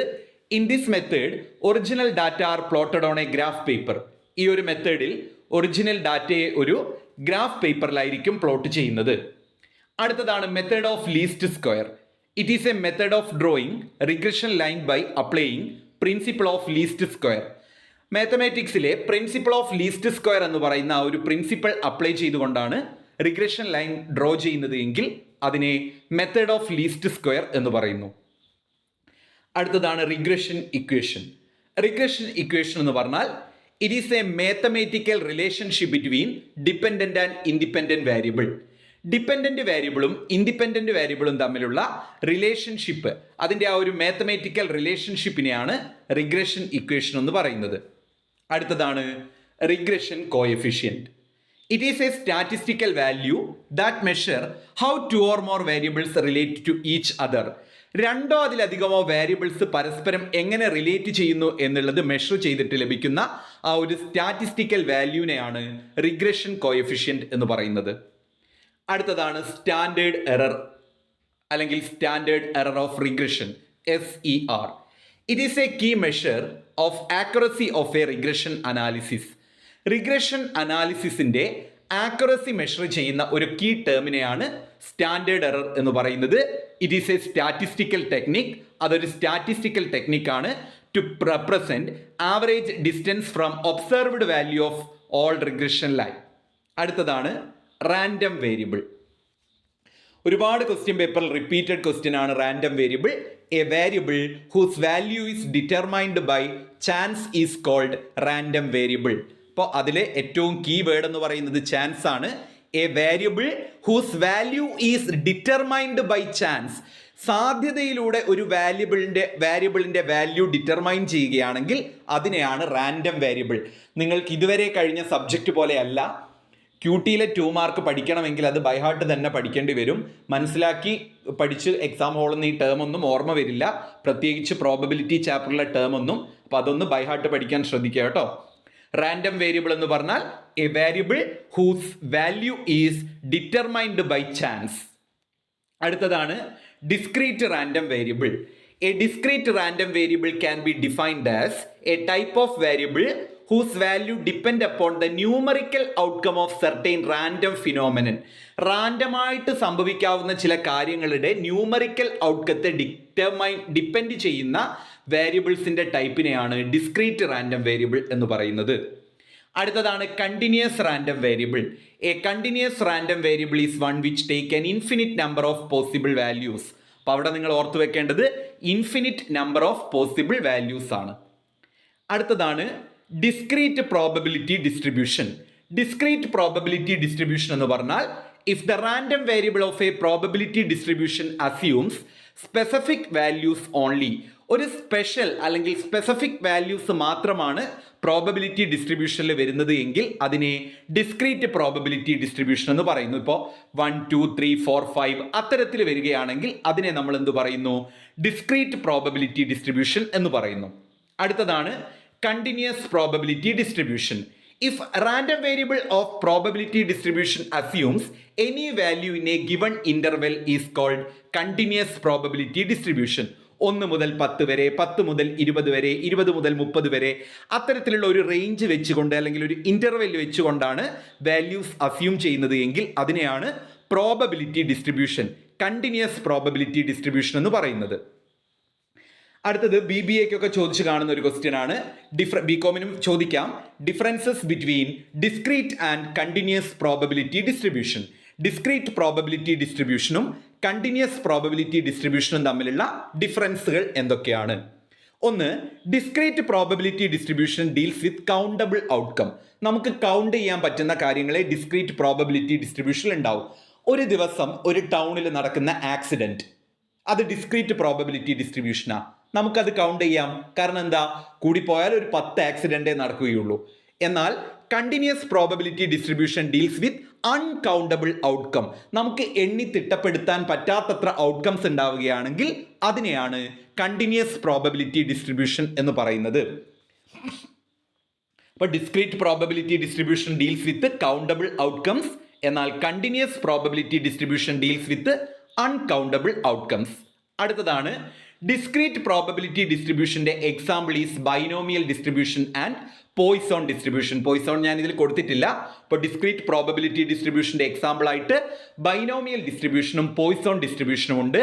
Continuous probability distribution example is normal distribution. അടുത്തത് discrete probability distribution graphically represented by bar chart. ഒരു ബാർ ചാർട്ടിന്റെ രൂപത്തിലാണ് ഡിസ്ക്രീറ്റ് പ്രോബബിലിറ്റി ഡിസ്ട്രിബ്യൂഷനെ റെപ്രസെന്റ് ചെയ്യുന്നത്. എന്നാൽ continuous probability distribution is graphically represented by smooth curve. കർവിന്റെ രൂപത്തിലാണ്, ബാർ ചാർട്ടിന്റെ രൂപത്തിലാണ് ഡിസ്ക്രീറ്റ് പ്രോബബിലിറ്റി ഡിസ്ട്രിബ്യൂഷൻ. എന്നാൽ കണ്ടിന്യൂസ് പ്രോബബിലിറ്റി ഡിസ്ട്രിബ്യൂഷൻ സ്മൂത്ത് കർവിന്റെ രൂപത്തിലാണ്. അടുത്തത് discrete probability distribution is assigned in to specific value.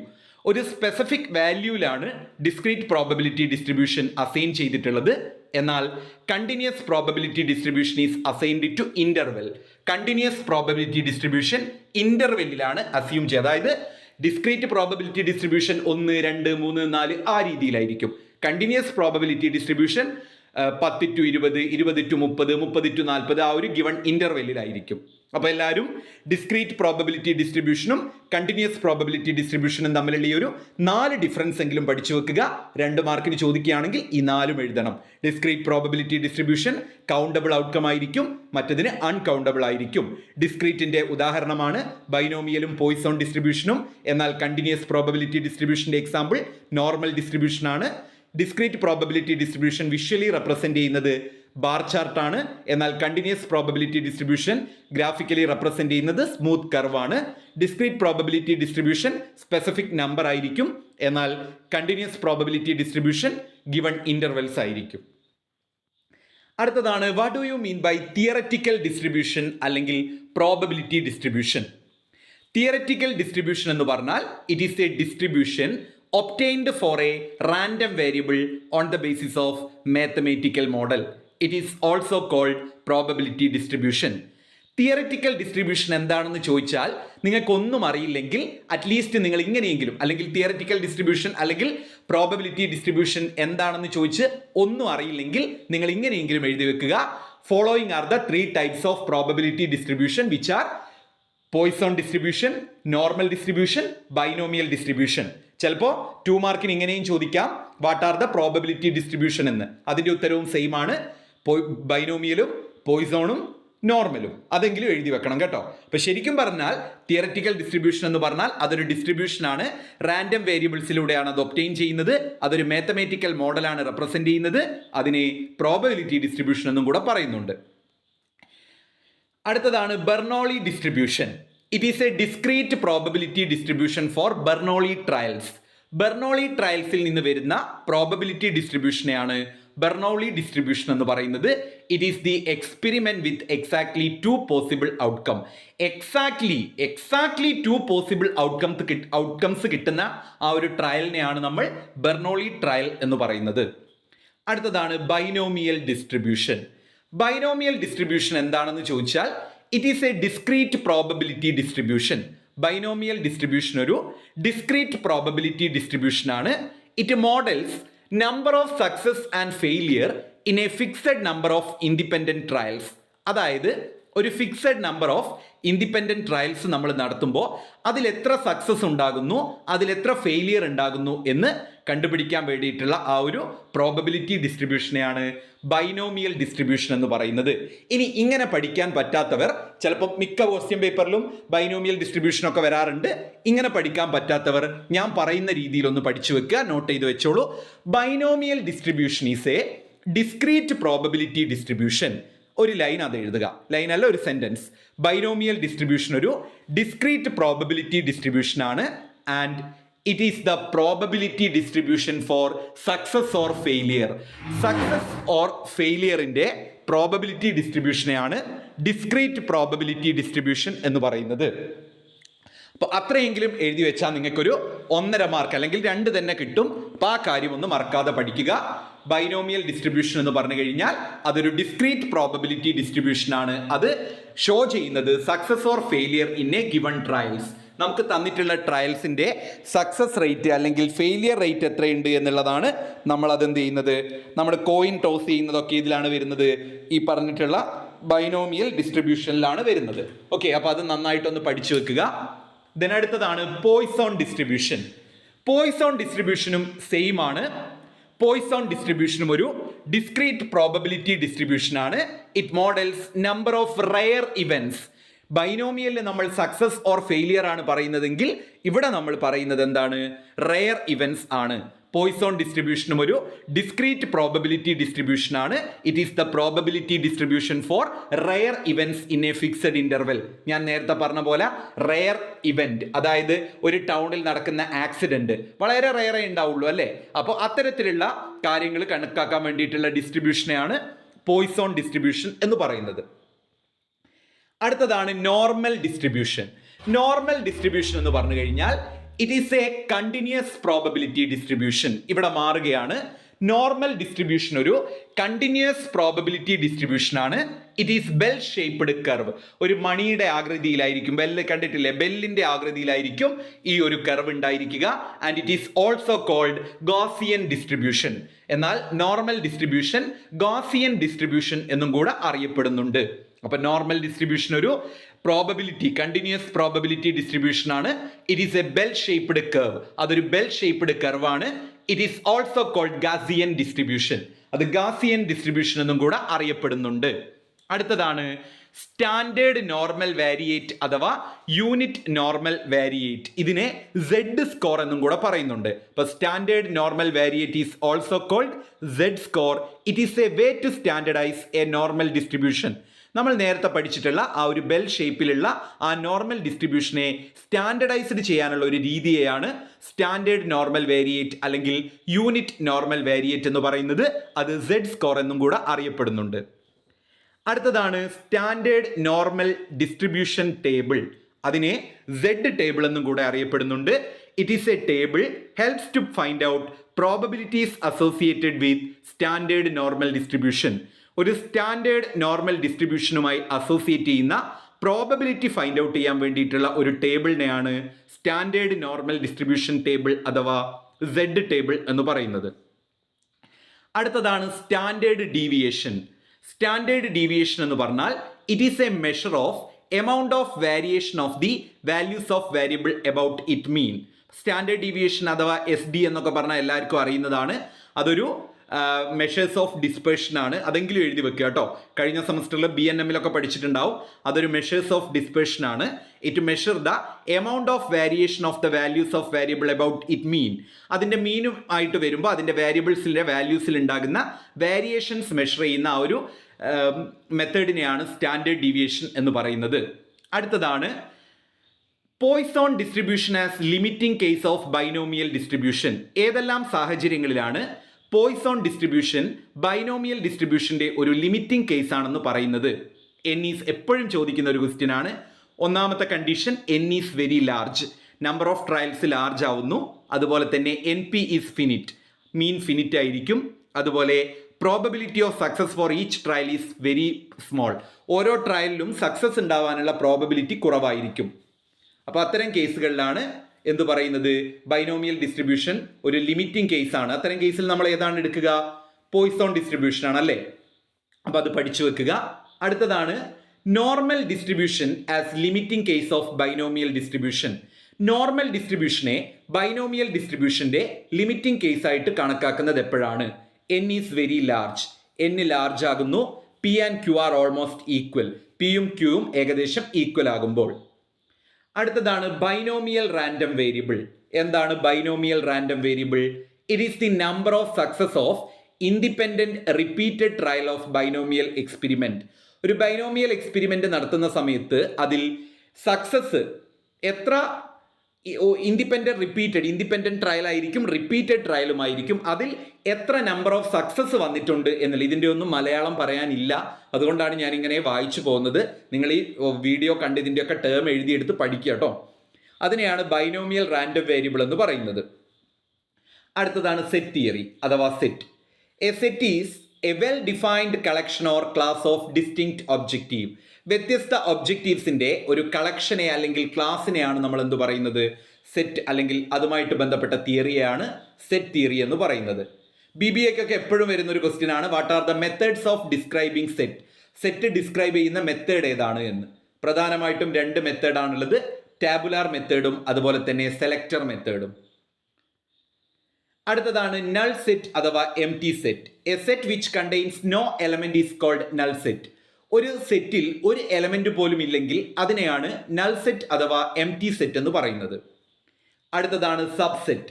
Subset എന്ന് പറഞ്ഞാൽ if every element of A set is set A also element of set B. Set എയിൽ orange ഉണ്ട്, apple ഉണ്ട്, grapes ഉണ്ട്. Set ബിയിലും ഓറഞ്ചും ഗ്രേപ്സും ആപ്പിളും ഉണ്ട്. അങ്ങനെയാണെങ്കിൽ നമുക്ക് അതിനെ എന്ത് പറയാം? എയുടെ സബ്സെറ്റ് ആണ് ബി എന്ന് പറയാം. If every element of A is also an element of set B. അത് അങ്ങനെയല്ല, സെറ്റ് എയിൽ ആപ്പിളും ഓറഞ്ചും ഗ്രേപ്സും ഉണ്ട്, അത് എവിടെയുമുണ്ട്? ബിയിലും. അങ്ങനെയാണെങ്കിൽ അതിനെ നമുക്ക് എന്ത് പറയാം? സെറ്റ്, സബ്സെറ്റ് എന്ന് പറയാം. അടുത്തതാണ് disjoint set. Two set A and B and elements of A is not in B. രണ്ട് സെറ്റ് എയും ബിയും, അതിൽ എയിലുള്ള, നേരത്തെ പറഞ്ഞ എക്സാമ്പിൾ വെച്ച് നോക്കിയാൽ മതി, എയിലുള്ള സംഭവം ഒന്നും എന്തിലില്ല? ബിയിലില്ല. അങ്ങനെയാണെങ്കിൽ അതിനെ നമ്മൾ, അതുപോലെ ബിയിലുള്ള ഒന്നും എയിലും ഇല്ല, അതിനെയാണ് ഡിസ്ജോയിന്റ്. പരസ്പരം അത് സെറ്റ് എയിൽ ആപ്പിളും ഗ്രേപ്സും ഓറഞ്ചും ഉണ്ട്, എന്നാൽ അതെവിടെയില്ല? സെറ്റ് ബിയിലില്ല. സെറ്റ് ബിയിലുള്ളത് ബനാനയും അതുപോലെ തന്നെ വേറെ എന്തെങ്കിലും ഫ്രൂട്ടും ആയിരിക്കും, എന്നാൽ അതെവിടെയില്ല? എയിലും ഇല്ല. അതിനെയാണ് നമ്മൾ എന്ത് പറയുന്നത്? ഡിസ്ജോയിന്റ് സെറ്റ് എന്ന് പറയുന്നത്. അപ്പോൾ two set A and B and element of A is not in B and element of B is not in A. അടുത്തതാണ് വെൻ ഡയഗ്രം. വെൻ ഡയഗ്രം എന്ന് പറഞ്ഞാൽ it is a visual representation used in set theory to show the relationship between set. Venn diagram എന്ന് പറഞ്ഞാൽ, diagram എന്ന് കേട്ടാൽ നിങ്ങൾക്ക് എന്ത് diagram ആയാലും എഴുതാൻ പറ്റിയ ഒരു പോയിന്റ് ആണ് വിഷ്വൽ റെപ്രസെന്റേഷൻ. ഡയഗ്രത്തിലൂടെ നമ്മളൊരു ഗ്രാഫിക്കൽ അല്ലെങ്കിൽ വിഷ്വൽ റെപ്രസെന്റേഷൻ ആണ് കൊടുക്കുന്നത്. Used in set theory to show, അതെവിടെയാണ്? സെറ്റ് തിയറിയിലാണ്. എന്തിനു വേണ്ടിയിട്ട്? സെറ്റിന്റെ ആ ഒരു റിലേഷൻഷിപ്പ് കാണിക്കാൻ. അടുത്തതാണ് പ്രോബബിലിറ്റി. പ്രോബബിലിറ്റി എന്ന് പറഞ്ഞാൽ it refers to chance of happening or non happening of an event. Probability എന്ന് പറഞ്ഞാൽ ചാൻസ് അല്ലെങ്കിൽ സാധ്യത. ഒരു ഇവന്റ് സംഭവിക്കാനും സംഭവിക്കാതിരിക്കാനും ഉള്ള സാധ്യതയാണ് നമ്മൾ പ്രോബബിലിറ്റി എന്ന് പറയുന്നത്. It is the degree of uncertainty about happening of an event. ഒരു ഇവന്റ് സംഭവിക്കുമോ എന്നതിനെക്കുറിച്ചുള്ള അനിശ്ചിതത്വത്തിനെയാണ് നമ്മൾ പ്രോബബിലിറ്റി എന്ന് പറയുന്നത്. അതൊന്നും നിങ്ങൾ പഠിച്ചിട്ടില്ലെങ്കിൽ പ്രോബബിലിറ്റി എന്നത് ഒരൊറ്റ ലൈനിൽ പഠിക്കുക. Chance of happening or non happening of an event. ഒരു ഇവന്റ് സംഭവിക്കുമോ ഇല്ലയോ എന്നതിനെക്കുറിച്ചുള്ള ആ ഒരു ചാൻസിനെയാണ് നമ്മൾ പ്രോബബിലിറ്റി എന്ന് പറയുന്നത്. It refers to chance of happening or non happening of an event. ഒരു ഇവന്റ് സംഭവിക്കാനും സംഭവിക്കാതിരിക്കാനുമുള്ള സാധ്യതയാണ് പ്രോബബിലിറ്റി എന്ന് പറയുന്നത്. അടുത്തതാണ് എക്സ്പെരിമെന്റ്. എക്സ്പെരിമെന്റ് എന്ന് പറഞ്ഞാൽ an experiment is an operation which can produce some well defined outcome. Experiment എന്ന് പറഞ്ഞാൽ പരീക്ഷണമാണ് അല്ലെങ്കിൽ ഒരു ഓപ്പറേഷനാണ്. എക്സ്പെരിമെന്റ് ഏതോ ഒരു വർഷം BBAക്കോ BComനോ ചോദിച്ചു കണ്ടിട്ടുണ്ട്. ക്വസ്റ്റ്യൻ പേപ്പർ ചെക്ക് ചെയ്തപ്പോൾ എക്സ്പെരിമെന്റ് ഈസ് ആൻ ഓപ്പറേഷൻ, അതൊരു ഓപ്പറേഷനാണ്. Which can produce some well defined outcome, അതിലൂടെ ഒരു ഔട്ട്കം പ്രൊഡ്യൂസ് ചെയ്യുന്നുണ്ട്. ഏതൊരു പരീക്ഷണത്തിനും ഒരു റിസൾട്ട് ഉണ്ടാവുമല്ലോ, അങ്ങനെ ചിന്തിച്ചാൽ മതി. അടുത്തതാണ് റാൻഡം എക്സ്പെരിമെന്റ്. റാൻഡം എക്സ്പെരിമെന്റ് എന്ന് പറഞ്ഞാൽ an experiment that has 2 or more outcome. ഒരു എക്സ്പെരിമെന്റിന് 2 or അതിലധികമോ ഔട്ട്കം ഉണ്ട്. Which vary in an unpredictable manner from trial to trial when conducted under uniform condition is called random experiment. ഇതൊക്കെ നിങ്ങൾ പഠിക്കണം കേട്ടോ. അറിയാൻ മനസ്സിലാക്കി പഠിക്കാനും പറ്റാത്തവരാണെങ്കിൽ ബൈഹാർട്ടെങ്കിലും പഠിക്കുക കേട്ടോ. റാൻഡം എക്സ്പെരിമെന്റ് ഒക്കെ ഒരുപാട് ക്വസ്റ്റ്യൻ പേപ്പറിലുണ്ട്. റാൻഡം എക്സ്പെരിമെന്റ് എന്ന് പറഞ്ഞാൽ അതൊരു എക്സ്പെരിമെന്റ് ആണ്. 2 or more outcome which vary in an unpredictable manner from trial to trial. അടുത്തതാണ് സാമ്പിൾ പോയിന്റ്. സാമ്പിൾ പോയിന്റ് എന്ന് പറഞ്ഞാൽ every indecomposable outcome of a random experiment. Every indecomposable outcome of random experiment is called sample point. അടുത്തതാണ് sample space. It is a set containing all the sample point of that random experiment. ആ random എക്സ്പെരിമെന്റിലെ എല്ലാ sample പോയിന്റും contain ചെയ്യുന്ന ഒരു സെറ്റിനെയാണ് sample space എന്ന് പറയുന്നത്. അടുത്തതാണ് trial. Trial is an attempt to produce an outcome of random experiment. നമ്മളൊരു coin toss ചെയ്യുന്നത്, അപ്പോൾ അതൊരു ട്രയലാണ്. അതിൽ എന്തുണ്ടായിരിക്കും? ഒരു ഔട്ട്കം ഉണ്ടായിരിക്കും. ഒന്നില്ലെങ്കിൽ ഹെഡ് വീഴും അല്ലെങ്കിൽ ടെയിൽ വീഴും, അല്ലേ? നമ്മളെല്ലാവരും കോയിൻ ടോസ് ചെയ്യാറില്ലേ? കോയിൻ ഇങ്ങനെ എറിയാറില്ലേ? അപ്പോൾ ഒന്നില്ലെങ്കിൽ ഹെഡ് ആയിരിക്കും വീഴുക അല്ലെങ്കിൽ ടെയിൽ ആയിരിക്കും വീഴുക. അപ്പോൾ അതിനെയാണ്, ആ കോയിൻ ടോസ് ചെയ്യുന്നതിനെയാണ് നമ്മൾ എന്ത് പറയുന്നത്? ട്രയൽ എന്ന് പറയുന്നത്. അപ്പോൾ ട്രയൽ ഈസ് ആൻ അറ്റംപ്റ്റ്, അതൊരു അറ്റംപ്റ്റ് ആണ് അല്ലെങ്കിൽ ഒരു എക്സ്പെരിമെന്റ് ആണ്.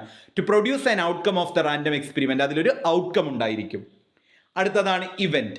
It is a subset of sample space. Event എന്ന് പറഞ്ഞാൽ സാമ്പിൾ സ്പേസിന്റെ ഒരു സബ്സെറ്റ് ആണ്. It is a result of random experiment. Random എക്സ്പെരിമെന്റിന്റെ റിസൾട്ട് ആണ്. അടുത്തതാണ് law of statistical regularity. Law of statistical regularity എന്ന് പറഞ്ഞാൽ the relative frequency of an event has tendency to become more and more stable as the number of repetition of the experiment increases. This tendency is called statistical irregularity. അതായത് ഇവിടെ പറയുന്നത് എന്താണെന്ന് വെച്ച് കഴിഞ്ഞാൽ relative frequency of an event. ഇതൊക്കെ മലയാളത്തിൽ ഞാൻ എങ്ങനെയാണ് പറയുക? ടെൻഡൻസി. ഇതൊക്കെ മനസ്സിലാക്കി എടുക്കേണ്ട ഒരു ടേമാണ് കേട്ടോ. ഇപ്പോൾ നിങ്ങൾ തെറ്റിദ്ധരിക്കേണ്ട എനിക്ക് മലയാളത്തിൽ പറയാൻ പറ്റായിട്ടാണെന്ന്. ഇതൊന്നും മലയാളത്തിൽ പറയേണ്ട ഒരു സംഭവം അല്ലാത്തത് കൊണ്ടാണ്. ഓക്കെ, നമ്മൾ റിപ്പീറ്റഡ് ആയിട്ട് ട്രയൽ നടത്തുന്ന സമയത്ത് അതിൻ്റെ ആ ഒരു ഔട്ട്കം സ്റ്റേബിളായിട്ട് നിൽക്കുന്ന ആ ഒരു കണ്ടീഷനെയൊക്കെയാണ് ലോ ഓഫ് സ്റ്റാറ്റിസ്റ്റിക്കൽ റെഗുലാരിറ്റി എന്ന് പറയുന്നത്. അടുത്തതാണ് ഷുവർ ഇവൻറ്റ് അഥവാ സെർട്ടൈൻ ഇവൻറ്റ്. എൻ ഇവൻറ്റ്, ഇതൊക്കെ എളുപ്പമാണ് കേട്ടോ, ഇതൊന്നും സ്കിപ്പ് ചെയ്യേണ്ട. ഞാൻ സിമ്പിളായിട്ട് പോയിന്റ്സ് കൊടുത്തിട്ടുണ്ട്. ഷുവർ ഇവൻറ്റ് അഥവാ സെർട്ടൈൻ ഇവൻറ്റ് എന്ന് പറഞ്ഞാൽ an event that definitely happen is called sure event.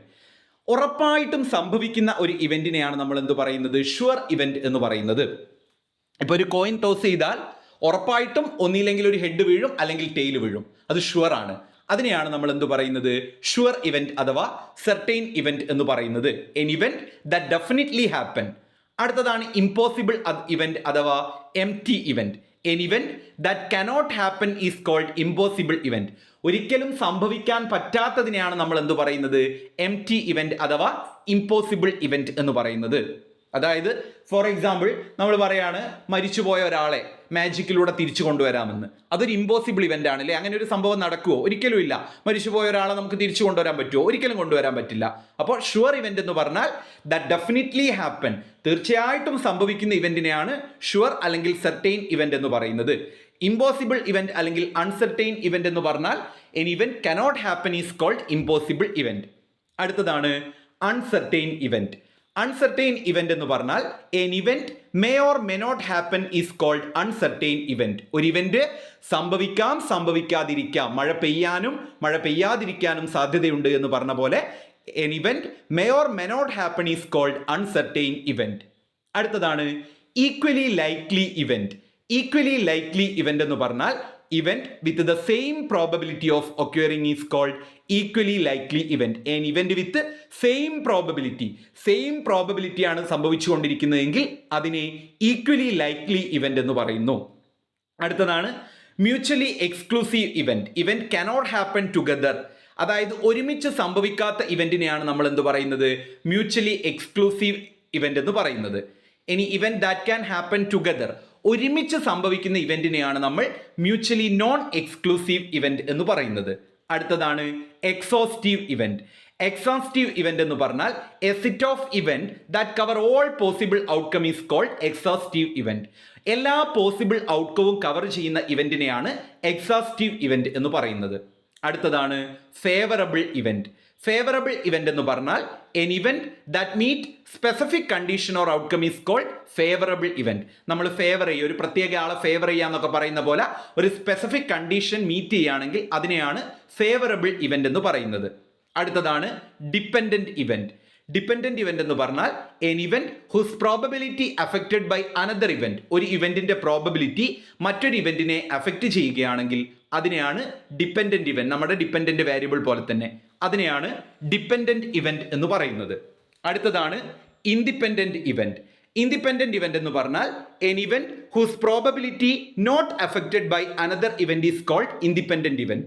ഒരു ഇവന്റിന്റെ പ്രോബബിലിറ്റി മറ്റൊരു ഇവന്റിനെ അഫക്റ്റ് ചെയ്യുന്നില്ലെങ്കിൽ അതിനെയാണ് ഇൻഡിപെൻഡന്റ് ഇവന്റ് എന്ന് പറയുന്നത്. അടുത്തതാണ് കോംപ്ലിമെന്ററി ഇവന്റ്. കോംപ്ലിമെന്ററി ഇവന്റ് എന്ന് പറഞ്ഞാൽ the opposite of an event is called complementary event. ഒരു ഇവന്റിന്റെ ഓപ്പോസിറ്റ് ആണ് സംഭവിക്കുന്നത് എങ്കിൽ അതിനെയാണ് കോംപ്ലിമെന്ററി ഇവന്റ് എന്ന് പറയുന്നത്. അടുത്തതാണ് കോമ്പൗണ്ട് ഇവന്റ്.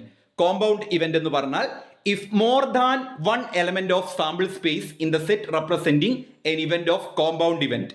അപ്പോൾ if more than one element of a sample space, ഒരു സാമ്പിൾ സ്പേസിലെ more than one element represent ചെയ്യുകയാണെങ്കിൽ കോമ്പൗണ്ട് ഇവന്റ് എന്ന് പറയാം.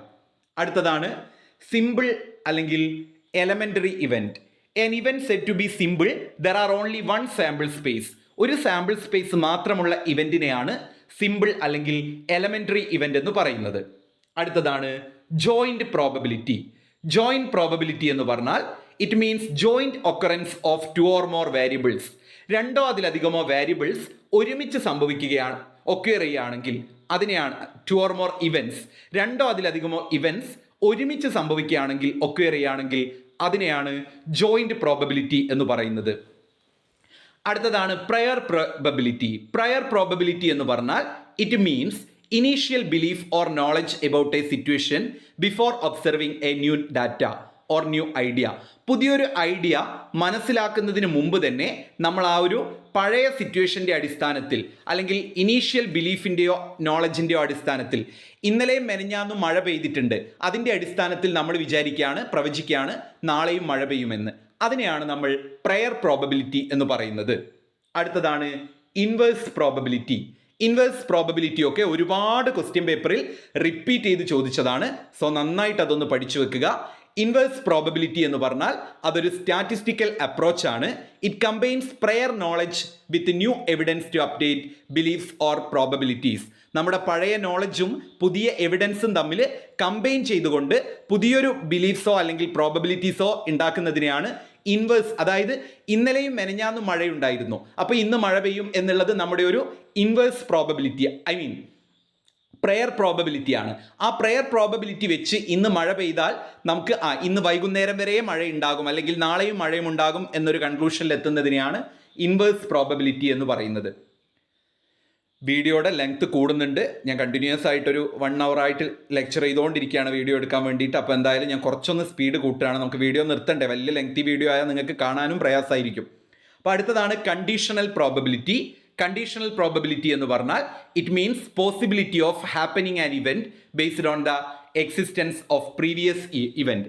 ഒരു പ്രീവിയസ് ഇവന്റിന്റെ മുൻപ് സംഭവിച്ച ഒരു ഇവന്റിന്റെ അടിസ്ഥാനത്തിൽ ഒരു ഇവന്റ് സംഭവിക്കാനുള്ള പോസിബിലിറ്റി, മഴ തന്നെ ഇന്നലെ മെനഞ്ഞാന്ന് മഴ പെയ്തിട്ടുണ്ട്, അപ്പോൾ ഇന്നും മഴ പെയ്യും, അപ്പോൾ ആ ഒരു പ്രീവിയസ് ഇവന്റിന്റെ അടിസ്ഥാനത്തിൽ ഇന്നൊരു ഇവന്റ് സംഭവിക്കും എന്നുള്ളതിന്റെ പോസിബിലിറ്റിയാണ് കണ്ടീഷണൽ പ്രോബബിലിറ്റി എന്ന് പറയുന്നത്. അടുത്തതാണ് ബേസ് തിയറം. ഇത് ഞാൻ എസ്സേ ടോപ്പിക്കിൽ ഡീറ്റെയിൽഡ് ആയിട്ട് ഡിസ്കസ് ചെയ്തതാണ്. അപ്പോൾ ഞാൻ അതിപ്പോൾ പറയുന്നില്ല, വീഡിയോയുടെ ലെങ്ത് കൂടുന്നുണ്ട്. നിങ്ങളെല്ലാവരും എസ്സേ ടോപ്പിക്ക് കണ്ടിട്ടുണ്ടാവുമല്ലോ, അപ്പോൾ അതിൽ പറഞ്ഞിട്ടുണ്ട് ബേസ് തിയറം. എന്നാലും ജസ്റ്റ് ഒന്ന് ഓടിച്ചു പോവാം.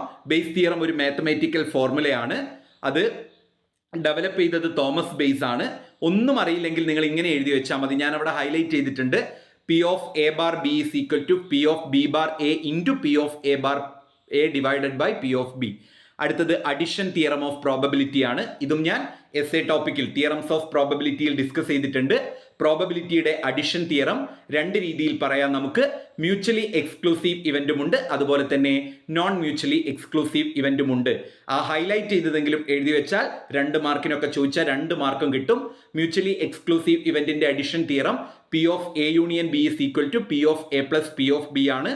നോൺ മ്യൂച്വലി എക്സ്ക്ലൂസീവ് ഇവന്റിന്റെ addition theorem P of A union B is equal to P of A plus P of B minus P of A intersection B.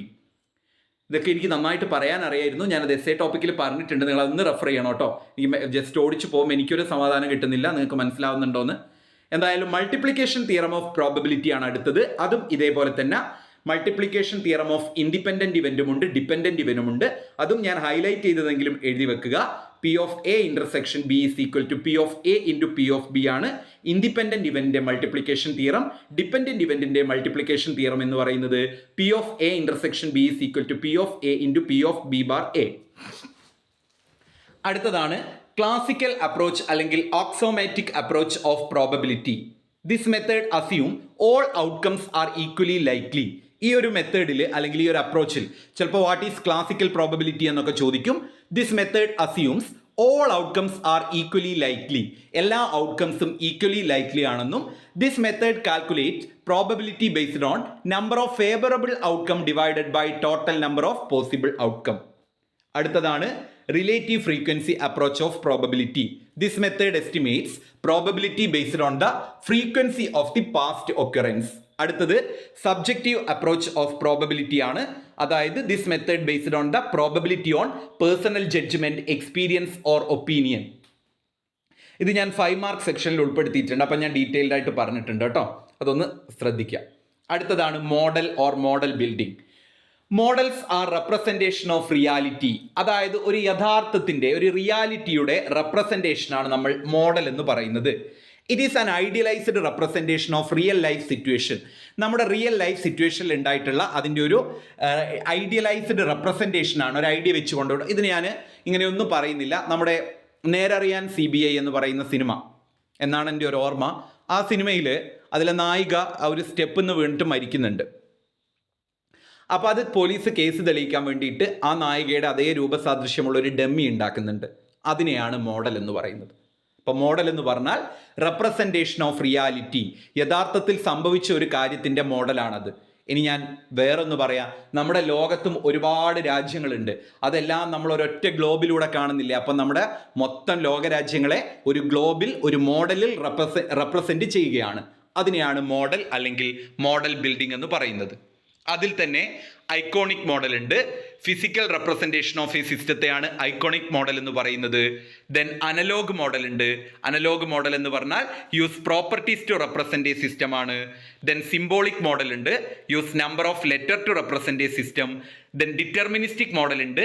അതുപോലെ probabilistic മോഡലും ഉണ്ട്. അടുത്തതാണ് ലീനിയർ പ്രോഗ്രാമിംഗ് പ്രോബ്ലം, LPP അഥവാ linear programming.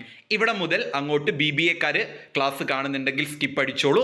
ഇവിടെ നിന്ന് അങ്ങോട്ടുള്ള അല്ലെങ്കിൽ മോഡലിൽ നിന്ന് അങ്ങോട്ട് BBAക്ക് ടോപ്പിക് ഇല്ല. അവർക്ക് അതിനു പകരം ഇൻഡെക്സ് നമ്പറും ടൈം സീരീസുമാണ്. ഇവിടെ നിന്ന് അങ്ങോട്ട് വീഡിയോ BBA കാണണ്ട. ലീനിയർ പ്രോഗ്രാമിംഗ് എന്ന് പറഞ്ഞാൽ it is a statistical technique used in finding an optimal solution by a given objective under certain constraints. മലയാളത്തിലൊന്നും പറഞ്ഞാൽ നിങ്ങൾക്ക് ഇത് മനസ്സിലാവുമൊന്നുമില്ല, അതുകൊണ്ട് ഇത് ഇതേപോലെ പഠിച്ചു വെച്ചോ. എന്തായാലും ക്വസ്റ്റ്യൻ പേപ്പറിൽ ലീനിയർ പ്രോഗ്രാമിംഗ് എന്നൊരു ക്വസ്റ്റ്യൻ ഉണ്ടാകും. അതൊരു സ്റ്റാറ്റിസ്റ്റിക്കൽ ടെക്നിക്സ് ആണെന്നെങ്കിലും എഴുതി വെക്കുക കേട്ടോ. ഒപ്റ്റിമം സൊല്യൂഷൻ കിട്ടാൻ വേണ്ടിയിട്ടാണ് ഗിവൺ ഒബ്ജക്റ്റീവ്സിൻ്റെയും കൺസ്ട്രെയിൻസിൻ്റെയും അടിസ്ഥാനത്തിൽ. അടുത്തതാണ് കൺസ്ട്രെയിൻസ് എന്ന് പറഞ്ഞാൽ restrictions or limitations on the decision വേരിയബിളിനെ റെസ്ട്രിക്റ്റ് ചെയ്യുന്ന അല്ലെങ്കിൽ ലിമിറ്റ് ചെയ്യുന്ന ആ ഒരു ഇതിനെയാണ് നമ്മൾ കൺസ്ട്രെയിൻസ് എന്ന് പറയുന്നത്. അടുത്തതാണ് ഫീസിബിൾ സൊല്യൂഷൻ എന്ന് പറഞ്ഞാൽ a solution that satisfy all constraints is called feasible solution in a linear programming. അതായത് എല്ലാ കൺസ്ട്രെയിൻസിനെയും സാറ്റിസ്ഫൈ ചെയ്യുന്ന സൊല്യൂഷനെയാണ് ഫീസിബിൾ സൊല്യൂഷൻ എന്ന് പറയുന്നത്. അടുത്തതാണ് ഒപ്റ്റിമൽ സൊല്യൂഷൻ എന്ന് പറഞ്ഞു കഴിഞ്ഞാൽ it is the best feasible solution that maximises or minimise the objective ഫംഗ്ഷനെ മാക്സിമൈസ് ചെയ്യാനും മിനിമൈസ് ചെയ്യാനും ഉള്ള ആ ഒരു ബെസ്റ്റ് ഫീസിബിൾ സൊല്യൂഷനെയാണ് ഒപ്റ്റിമൽ സൊല്യൂഷൻ എന്ന് പറയുന്നത്. Then decision variable payoff എന്ന് പറഞ്ഞാൽ outcomes or events expressed in quantitative terms to represent cost or profit. അതൊക്കെ ഒന്ന് പഠിച്ചു വെക്കുക. Regret table, opportunity loss, nodes and branch. ഇപ്പോൾ നിങ്ങൾ കമൻറ്റ് എന്തായാലും ഇടും, സാർ അവസാനത്തേക്ക് സ്കിപ്പ് അടിച്ചു പോയിട്ടുണ്ടല്ലോ. നിങ്ങൾ അതൊന്ന് PDF റെഫർ ചെയ്യുക. കാരണം നമ്മുടെ വീഡിയോ 1 മണിക്കൂറും കഴിഞ്ഞു. അപ്പോൾ ഇത്രയും ഇനി എനിക്ക് സൗണ്ടൊക്കെ പോവും. അതുകൊണ്ടാണ് നോട്ട്സ് ആൻഡ് ബ്രാഞ്ച് എന്ന് പറഞ്ഞാൽ decision points or events are called nodes. Decision പോയിന്റ്സിനെയും ഇവന്റ്സിനെയുമാണ് നോഡ് എന്ന് പറയുന്നത്. പോസിബിൾ ഔട്ട്കത്തെയാണ് ബ്രാഞ്ച് എന്ന് പറയുന്നത്. അതിൽ തന്നെ root node, decision node, terminal node, splitting, pruning അതൊക്കെ ഒന്ന് പഠിച്ചു വെക്കുക. മാക്സിമാക്സ്, മിനിമാക്സ്, ഡിസിഷൻ എന്താണെന്ന് പഠിക്കണം. ഡിസിഷൻ മേക്കിംഗ് എന്താണെന്ന് പഠിക്കണം. ഡിസിഷൻ മേക്കിംഗ് എന്ന് പറഞ്ഞാൽ it is the process of selecting best alternative among different alternative course of action. അതായത് ഒരുപാട് കോഴ്സ് ഓഫ് ആക്ഷനിൽ നിന്നും ഒരു best alternative course of action select ചെയ്യുന്നതിനെയാണ് ഡിസിഷൻ എന്ന് പറയുന്നത്. ഉദാഹരണത്തിന് എനിക്ക് കോയമ്പത്തൂർ പോകണം, എനിക്ക് ബസ്സിന് പോവാം, ഫ്ലൈറ്റിന് പോവാം, ട്രെയിനിന് പോവാം അല്ലേ. ചെന്നൈയിലേക്ക് ഫ്ലൈറ്റ് ഉണ്ടല്ലോ. ചെന്നൈയിലേക്ക് എനിക്ക് ഫ്ലൈറ്റിന് പോവാം, ട്രെയിനിന് പോകാം, അതുപോലെ തന്നെ എന്തിനും പോവാം, ബസ്സിനും പോവാം. അപ്പം ഞാനത് എനിക്ക് സ്യൂട്ടബിൾ ആയിട്ടുള്ള ഒരു ഡിസിഷൻ എന്തൊക്കെ ഞാൻ നോക്കും, ദൂരം നോക്കും, ഏതാണ് എളുപ്പത്തിലെത്തുക, അതുപോലെ പൈസ നോക്കും. അതിൻ്റെ അടിസ്ഥാനത്തിൽ എനിക്ക് ബെസ്റ്റ് ആയിട്ടുള്ള ഒരു ഡിസിഷൻ എടുക്കുന്നതിനെയാണ് എന്ത് പറയുന്നത്, ഡിസിഷൻ മേക്കിംഗ് എന്ന് പറയുന്നത്. അപ്പോൾ it is A process of selecting best alternative among different alternative. ഒരുപാട് ഓൾട്ടർനേറ്റീവിൽ നിന്നും ഒരു ബെസ്റ്റ് ഓൾട്ടർനേറ്റീവ് സെലക്ട് ചെയ്യുന്ന പ്രോസസ്സിനെയാണ് ഡിസിഷൻ എന്ന് പറയുന്നത്. ദെൻ ഡിസിഷൻ തിയറി എന്താണെന്ന് ചോദിക്കും. ഒരൊറ്റ ലൈനിൽ മനസ്സിലാക്കി വെച്ചോ. ഡിസിഷൻ തിയറി എന്ന് പറഞ്ഞാൽ mathematical theory of decision making. Decision മേക്കിങ്ങിൻ്റെ മാത്തമാറ്റിക്കൽ തിയറിയാണ് ഡിസിഷൻ തിയറി. അടുത്തതാണ് ഡിസിഷൻ ട്രീ എന്ന് പറഞ്ഞാൽ it is the graphical representation of decision and outcome. അടുത്തതാണ് ഡിസിഷൻ ട്രീ അനാലിസിസ് എന്ന് പറഞ്ഞാൽ analysis of decision tree. It is a method of analysing and evaluating decision tree. Then strategic decision ഉണ്ട്, അത് long term decision ആണ്. Tactical decision ഉണ്ട്, അത് short term decision ആണ്. Operational decision എന്ന് പറഞ്ഞാൽ ഡേ ടു ഡേ ആക്ടിവിറ്റീസ് ആണ്. Programmed decision എന്ന് പറഞ്ഞാൽ repetitive and routine and well structured ആണ്. നോൺ പ്രോഗ്രാംഡ് എന്ന് പറഞ്ഞാൽ അൺസ്ട്രക്ചേർഡ് ആണ്. ദെൻ പെർമ്യൂട്ടേഷൻ എന്ന് പറഞ്ഞാൽ arrangement of object in A definite order. ഒരു ഒബ്ജക്റ്റ് ഡെഫിനിറ്റ് ഓർഡറിൽ അറേഞ്ച് ചെയ്യുന്നതിനെയാണ് പെർമ്യൂട്ടേഷൻ എന്ന് പറയുന്നത്. കോമ്പിനേഷൻ എന്ന് പറഞ്ഞാൽ ഓർഡർ കൺസിഡർ ചെയ്യാതെ സെലക്ഷൻ നടത്തുന്നതിനെയാണ് പെർമ്യൂട്ടേഷൻ എന്ന് പറയുന്നത്. Matrix, determinants, differentiation, integration, index number, time series, queuing theory എന്ന് പറഞ്ഞാൽ it deals with mathematical study of ക്യൂവിനെ കുറിച്ച് പഠിക്കും. ക്യൂ ഇല്ലേ നമ്മൾ വരിക്ക് നിൽക്കുന്നത് വെയിറ്റ് ചെയ്ത്, അതായത് it is the theory of waiting line. Then game theory, inventory theory, simulation, ഇതെല്ലാം തന്നെ നിങ്ങളൊന്ന് പഠിച്ചു വെക്കുക. അപ്പം നമ്മുടെ ഈ ഒരു വാട്സപ്പ് നമ്പറിലേക്ക് മെസ്സേജ് അയച്ചു കഴിഞ്ഞാൽ നിങ്ങൾക്ക് ഈ ഒരു PDF ഷെയർ ചെയ്യാം, അല്ലെങ്കിൽ ടെലഗ്രാം ഗ്രൂപ്പിലൂടെ നിങ്ങൾക്ക് ഈ PDF ഷെയർ ചെയ്യാം. നമ്മുടെ ചാനൽ ഇതുവരെ സബ്സ്ക്രൈബ് ചെയ്യാത്തവരാണെങ്കിൽ സബ്സ്ക്രൈബ് ചെയ്യണം. നിങ്ങൾക്ക് ഇനി 5th സെമ്മിലെയൊക്കെ ഒരുപാട് വീഡിയോസ് നമ്മുടെ ചാനലിലൂടെ പ്രൊവൈഡ് ചെയ്യുന്നതായിരിക്കും. ഓക്കെ, അപ്പോൾ വീഡിയോന് കുറച്ച് ലെങ്ത് കൂടി പോയിട്ടുണ്ട്. അത്രയും 2 മാർക്ക് ടേംസ് ക്യൂട്ടിയിൽ ഉണ്ടായിരുന്നു. അപ്പോൾ എല്ലാവരും നന്നായിട്ട് പഠിക്കുക. ഏകദേശം 1 മണിക്കൂർ കഴിഞ്ഞു നമ്മുടെ വീഡിയോ. അപ്പോൾ അത്രയും എഫേർട്ട് എടുത്തിട്ടാണ് നമ്മൾ ഓരോ വീഡിയോ നിങ്ങളിലേക്ക് എത്തിക്കുന്നത്. എല്ലാവരും ഇതെല്ലാം കണ്ട് പഠിച്ചു പോവുക. നാളെ ക്യൂട്ടിയുടെ എക്സാമിന് ഒരുപാട് ക്വസ്റ്റ്യൻസ് ഈ 2 മാർക്കിൽ നിന്ന് ചോദിക്കട്ടെ. Anyway, all the best. Thank you.